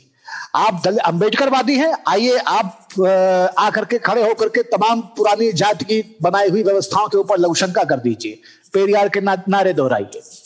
आप अतिवादी हैं तो आप आइए और सारी की सारी व्यवस्थाओं को, सारी के सारे सिस्टम्स को एक तरफ से गरियाना, छौंकना और उखाड़ के फेंकने की बात कहना शुरू कर दीजिए। आप भक्त हैं तो अपने भगवान के रास्ते में आने वाले हर व्यक्ति को भस्मासुर डिक्लेयर कर दीजिए और उसके संहार के लिए दुर्गा पूजा कमेटी में चंदा बटोरना शुरू कर दीजिए। ये सारी चीजें आप करने को तैयार हैं अपने प्लेटफॉर्म पे, लेकिन आप खुद उस क्षुद्रता से निकलने को तैयार नहीं है। आप खुद उस सोच से निकलने को तैयार नहीं है, जबकि आप 21वीं सदी के हैं, नई पीढ़ी के हैं, आधुनिक हैं, वैज्ञानिक शैली से बने हैं। बिना नारियल फोड़े शायद शुरू हुए होंगे और अभी भी फेसबुक के दफ्तर में कोई मंदिर नहीं होगा, मुझे लगता है। तो ये एक जो बहस है सेक्सुअलिटी को के प्रति सहज होना ही इसका जो एक टैबू बना हुआ है, और इसके ऊपर जो एक तुरंत रिएक्शन है ना कि नहीं, कुछ भी देख के हम कहते हैं कि अरे दिस इज टू सेक्सी, है ना, या इसमें तो एक सेक्सुअल प्रोवोकेशन दिखाई दे रहा है। उन चीजों से हम तब निकल पाएंगे जब हम अपनी खुद की कुंठाओं से निकल पाएंगे। प्याज पे मेरा एक सवाल है। प्याज, मैं फेसबुक पर नहीं हूं तो मैं जानता नहीं वो प्याज कैसे दिखते थे, पर प्याज हमेशा प्यार का ना दुश्मन सा रहा है। प्याज की बू हमेशा जो है वो प्रेमियों को अलग करती रही है। कि यार आप निर्मला सीतारमण जी से प्रभावित हो रहे हैं। और प्याज देखिए, कोई भी महंगी चीज जो है वो सेक्सी दिखने लगती है, ये बात अलग है। प्याज जो है अक्सर भारत में तो बहुत महंगी हो जाती है। पर मेरा सवाल एक भारतीय होने के नाते, चूंकि मैं एक भारतीय रूढ़िवादी विचारधारा का आदमी हूं, तो मुझे हमेशा ये लगता है कि प्याज ने कपड़े कितने पहन रखे थे, छोटे थे या लंबे? क्योंकि सेक्सी होने के लिए हमारे देश में कपड़ा बहुत महत्वपूर्ण है, कि कितने कितने छोटे कपड़े पहने थे। तो प्याज के कपड़ों पे अगर विचार करें तो प्याज तो कपड़े ही हैं बस, लेयर्स में। हाँ, आप प्याज के कपड़े उतारते जाओ और प्याज खत्म। कुछ ऐसा ही है फेसबुक। हाँ, मुझे लगता है शायद बहुत पारदर्शी कपड़े पहनता है, सेमी ट्रांसपेरेंट टाइप के प्याज, है ना? फेसबुक जो आम जैसा छिलका नहीं है, या नाशपाती संतरे जैसा छिलका नहीं है, केले जैसा छिलका नहीं है। बहुत ही सेमी ट्रांसपेरेंट ड्रेपरीज में लिपटा हुआ है प्याज, इसीलिए शायद इतना का शिकार हो रहा है। जब ये फेक न्यूज नहीं था, तब फेकिंग न्यूज था। और फेक न्यूज के बारे में ना एक बहुत अद्भुत वेबसाइट था, बहुत इंटरनेट के शुरुआती दिनों में आ गया था, दी अनियन। हाँ, तो आदमी उसको हमेशा उसका उदाहरण देते थे कि this is not the onion, this is a real newspaper. क्योंकि अनियन में फेक न्यूज जो है अच्छी तरह से लिखा जाता था, और वो हास्य के और व्यंग्य के लिहाज से के रूप में पढ़ा जाता था, न कि सचमुच किसी को बहलाने के लिए या झुठलाने के लिए। तो अनियन के बहुत दिनों के बाद फेसबुक आया। तब तक प्याज ही था दुनिया में। फेसबुक जब से आया तब से अनियन का महत्व तो घट गया है। क्योंकि अब चर्चा इस बात पे होती है कि आपने फेसबुक पे पढ़ा है, ये झूठ फेसबुक पे पढ़ा, और तो सबसे झूठ, सबसे गंदे, सबसे छिछले विचारों को दुनिया भर में बच्चों तक पहुंचाने वाला माध्यम है वह। अगर दो प्याज को देखकर, बाय द वे, दो प्याजा हमारे यहाँ एक क्विजीन भी है, आलू पनीर दो प्याजा, चिकन दो प्याजा, जिसके बारे में भ्रम है कि वो दो ही प्याज से बनती है, लेकिन हकीकत ये है कि क्वांटिटी डबल होती है प्याज की उसमें। देखिए, एक मुझे बाय द वे ये मैंने आज सीखा, PIL बोलते हैं टुडे आई लर्न। अब मुझे पता चल जाएगा कि अगर पनीर दो प्याजा है, उसमें 1 किलो पनीर है, 2 किलो प्याज है। पहले मैं भी ये सोचता था कि प्याज 2 नहीं होंगे पर कुछ संख्या में होंगे, या प्याज का कुछ किया जाता होगा। खैर, फेसबुक से ना मुझे प्याज से अब बास नहीं आती वैसी, जैसी बास फेसबुक से आती है। फेसबुक जो है, बिल्कुल, फेसबुक एक माध्यम हो गया है जो तरह तरह की, बाय द वे, आप कभी अच्छी चीजें कहें, बहुत सारे एथेइस्ट लोग हैं जो ईश्वर का विरोध करते हैं, मतलब किसी का विरोध नहीं करते, क्योंकि उनके हिसाब से ईश्वर होता नहीं है। तो वो तो नल एंड वाइड होना चाहिए ना। फेसबुक उन पन्नों को हमेशा काट देता है, उनको बैन कर देता है, हटा देता है कि आप कैसे बात कर सकते हैं, कि इससे लोगों की भावनाएं आहत होती हैं। जबकि मैं फेसबुक पर ही देखता हूं कि लोग जो धर्म को मानने वाले हैं वो एक दूसरे की भावनाएं आहत करते रहते हैं, और उनके खिलाफ अगर आप कोई रिपोर्ट करो तो वो कहते हैं कि ये तो जायज है, ये तो लोगों की अभिव्यक्ति की स्वतंत्रता है। तो फेसबुक उस लिहाज से, प्याज कम से कम हमारे जीवन में, अभी एक ऐड आता है, उसमें कहते हैं कि क्या ढूंढ रहे हो बेटा फ्रिज में, तो वो कहता है प्याज, तो बाप पकड़ लेता है, कहता है कि नहीं प्यास, और वो दोनों मिलके किंगफिशर का पैकेज ड्रिंकिंग वाटर पी रहे हैं। वो किंगफिशर का पैकेज ड्रिंकिंग वाटर पी रहे हैं, ठीक है, लेकिन खोलते हैं वो बॉटल ओपनर से, और वो पानी पीते हैं वो जग में, मग में। तो पता नहीं कौन सा पानी पी रहे हैं, पर हाँ, उनकी बातों को विश्वास करता है। हाँ, उसको हम लोग क्या, सर, वो समाज उसको जौ का पानी समझता है। हाँ, वो तो जौ का पानी के बहाने में बिकता है कि हाँ। तो वो प्याज जो है ना, प्याज कम से कम हमारे खाने में, खास करके पूरी दुनिया के खाने में कुछ रस लाता है। फेसबुक रस नहीं ला रहा है। फेसबुक जो है वो जहरीला प्याज है, एकदम जहर बन गया है। अब पता नहीं कैसे हमारा समाज उसको आगे बढ़ेगा। मैं तो फेसबुक से बाहर चला गया, अपनी डेटा प्रिवेसी के लिए नहीं, मतलब मेरी तस्वीरों में किसको इंटरेस्ट हो सकता है मेरे सिवा, पर सिर्फ इसलिए बिल्कुल, मैं बिल्कुल ये कहूंगा, आप जो बात कह रहे हैं कि फेसबुक से मैं ये कहना चाहता हूं कि काश तुम प्याज होते, आंखों में कुछ शर्म के आंसू होते, कुछ संवेदनाओं के आंसू होते, और तुम आधार दे पाते बहुत सारी प्रयोग धर्मिता को, लू से बचाते लोगों को, अपने में समेट लेते, तुम खानों का जायका बढ़ा देते, तुम गलरिये और लकड़हारे के लिए रास्ते के साथी रहते, 2 रोटियों के बीच में तुम्हें एक बार एक प्याज दबा के वो ले जाता और अपना पेट भर लेता।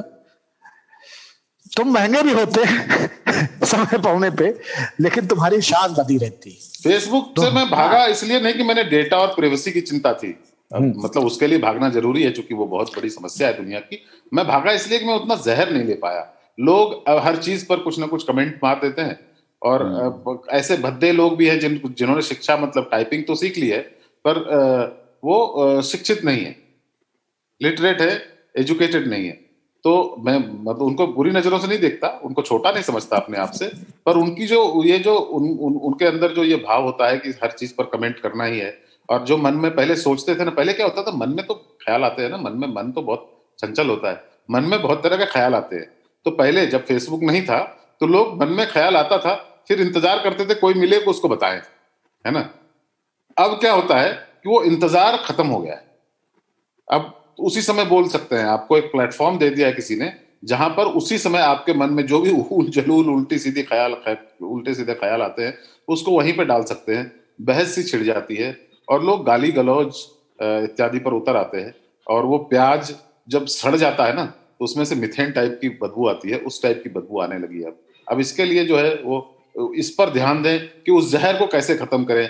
2 प्याज हटा देने से ना सेक्सुअलिटी खत्म होने वाली है और बिल्कुल कुछ हाँ, दुनिया में बहुत ही वाहियात और मतलब हास्यास्पद खबर थी। मुझे बहुत अफसोस हुआ, लेकिन फेसबुक से मुझे ये उम्मीद भी थी। फेसबुक का स्तर यही है। बहरहाल बहुत कैडी बातें हुई इस, मतलब बहुत ही मतलब हमने तुरंत ये विषय उठाया, लेकिन ये जो फेसबुक का एआई है उसको एक तरफ रख के और हमारे भीतर का जो पहले से ही कि हम कपड़े किसी ने ज्यादा पहने हो उसको भी सेक्सी खोज लेते हैं, और जो अब जहां तक इस बात को लेके गए मजा आ गया मतलब वाकई। आप अंत में जाएंगे, हम उसके पहले एक बात करते हैं क्योंकि एआई के ऊपर बार बार बात हो रही है। और मैं सच बताऊं कि जब तुम अभी ये जिक्र कर रहे थे कि वो अपना ब्लैक मिरर की सीरीज का, जो मैं भी देख करके बहुत घबरा गया था उसको देख करके, उसके बाद से मैं हमेशा ये सोचता रहा, और जब जब आर्टिफिशियल इंटेलिजेंस का सवाल दिमाग में आता है तो मेरी बहुत मौलिक चिंता मेरे दिमाग में ये उठती है कि अगर सब कुछ एआई कंट्रोल करने लग गया तो मुझे पान कौन खिलाएगा, और क्या आर्टिफिशियल इंटेलिजेंस कभी पान लगा पाएगी? वो गुटखा तो बना देगी, वो पान मसाला बना देगी, वो कुछ और चीजें भी बना देगी, लेकिन वो मगही के पत्ते को प्यार से हाथ से उठा के उस पर चूना कत्था लगा के इलायची डाल के गुलकंद का एक ठेका या छोटी सी चटनी की एक बुहार, है ना, थोड़ा सा उस पर खुशबू वाला कुछ और द्रव्य डाल के, सौंफ और गरी के दाने, एक चांदी की सलाई से थोड़ा सा पोछा हुआ खिमाम, 2 भीगी डलियां और एक पत्ते पे उसको लपेट के रख के साथ में कोने में एक और सुपारी और चूने की एक पोंछ। अरे यार, ये आर्टिफिशियल इंटेलिजेंस से कैसे आएगा?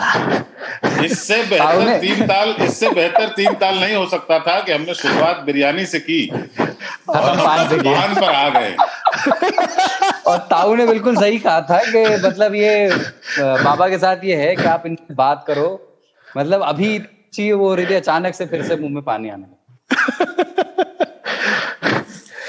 लगा। भोजन का समय हो गया है और 3 ताल को फिलहाल आज मतलब हाँ, सब जिसको अनिश्चित काल के लिए स्थगित नहीं कर रहे हैं इसको। ये चर्चा यहीं से फिर अगली बार आगे बढ़ेगी। बिल्कुल लंबी चर्चा है। इस बार हमने बहुत बकैती की है, पर अगली बार जो है थोड़ी सी इन बकैती के साथ हम थोड़ी सी जानकारियां भी आपको देंगे, और जो लोग हमें सुन रहे हैं उनको हम ये बता दें कि इसमें ज्ञानवर्धन तो होगा, पर हम ये कोशिश करेंगे कि वो ज्ञान पान में जैसे सहेज कर इन्होंने अभी लपेटा है और जिस जैसे तह लगाई है मगही पे, उस तरह से हम कत्था चूना सारा कुछ देंगे। कुछ सुपारी भी होगी, कुछ कसैला भी होगा, कुछ चुभेगा भी शायद, पर याद रखिए कि वो अपना मिठास आपको हफ्ते भर तक आपके मुंह में घुलती रहेगी।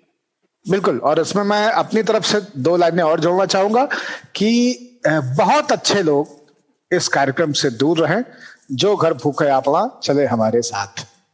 हाँ, और जिनको भाषा पे बहुत जो दृढ़ रहते हैं और उनको लगता है कि इस तरह की भाषा बोली जानी चाहिए, थोड़े कुछ शब्द इसमें ऐसे आ सकते हैं, जो कि बहुत सारे लोगों को अच्छे न लगे, कृपया उसको माइंड मत कीजिए। अरे आदमी है हम लोग, आपस में इधर उधर जब बात करते हैं तो क्या होता है कि इधर उधर निकल भी जाते हैं। सही है, बिल्कुल बिल्कुल। वो आगे वो नहीं बोलेंगे जो वो कौन सा एक चैनल है जिसके उत्तर प्रदेश ब्यूरो चीफ बोल जाते हैं, देखा था वीडियो? ठीक है, बहुत शुक्रिया, मजा आया तीन ताल में कमलेश ताऊ और बाबा के धन्यवाद साथ बात कुलदीप, करके। धन्यवाद बाबा, धन्यवाद। जय हो, Thank you, जय हो, bye, जय bye। हो। दोनों लोगों को बहुत बहुत धन्यवाद। अगले हफ्ते हमें झेलने के लिए फिर लोगों के साथ हम लोग फिर नए विषयों पर एक जुड़ेंगे। आखिरी बात ये कि मतलब जिनको भी ये पहला एपिसोड है तो जैसा भी लगा, मतलब पूरी ईमानदारी से हमको लिख करके आप बताइए। हमारा ईमेल आईडी है radio@aajtak.com। तो मतलब हमने कुछ समय निकाल करके इसको रिकॉर्ड किया है।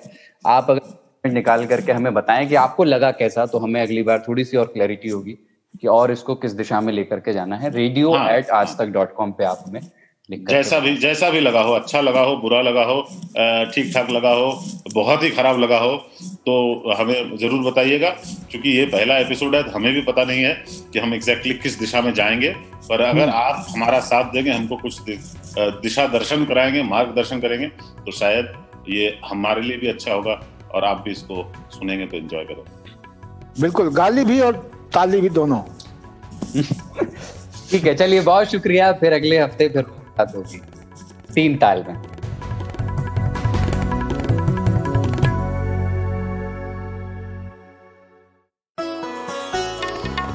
आप सुन रहे हैं आज तक रेडियो।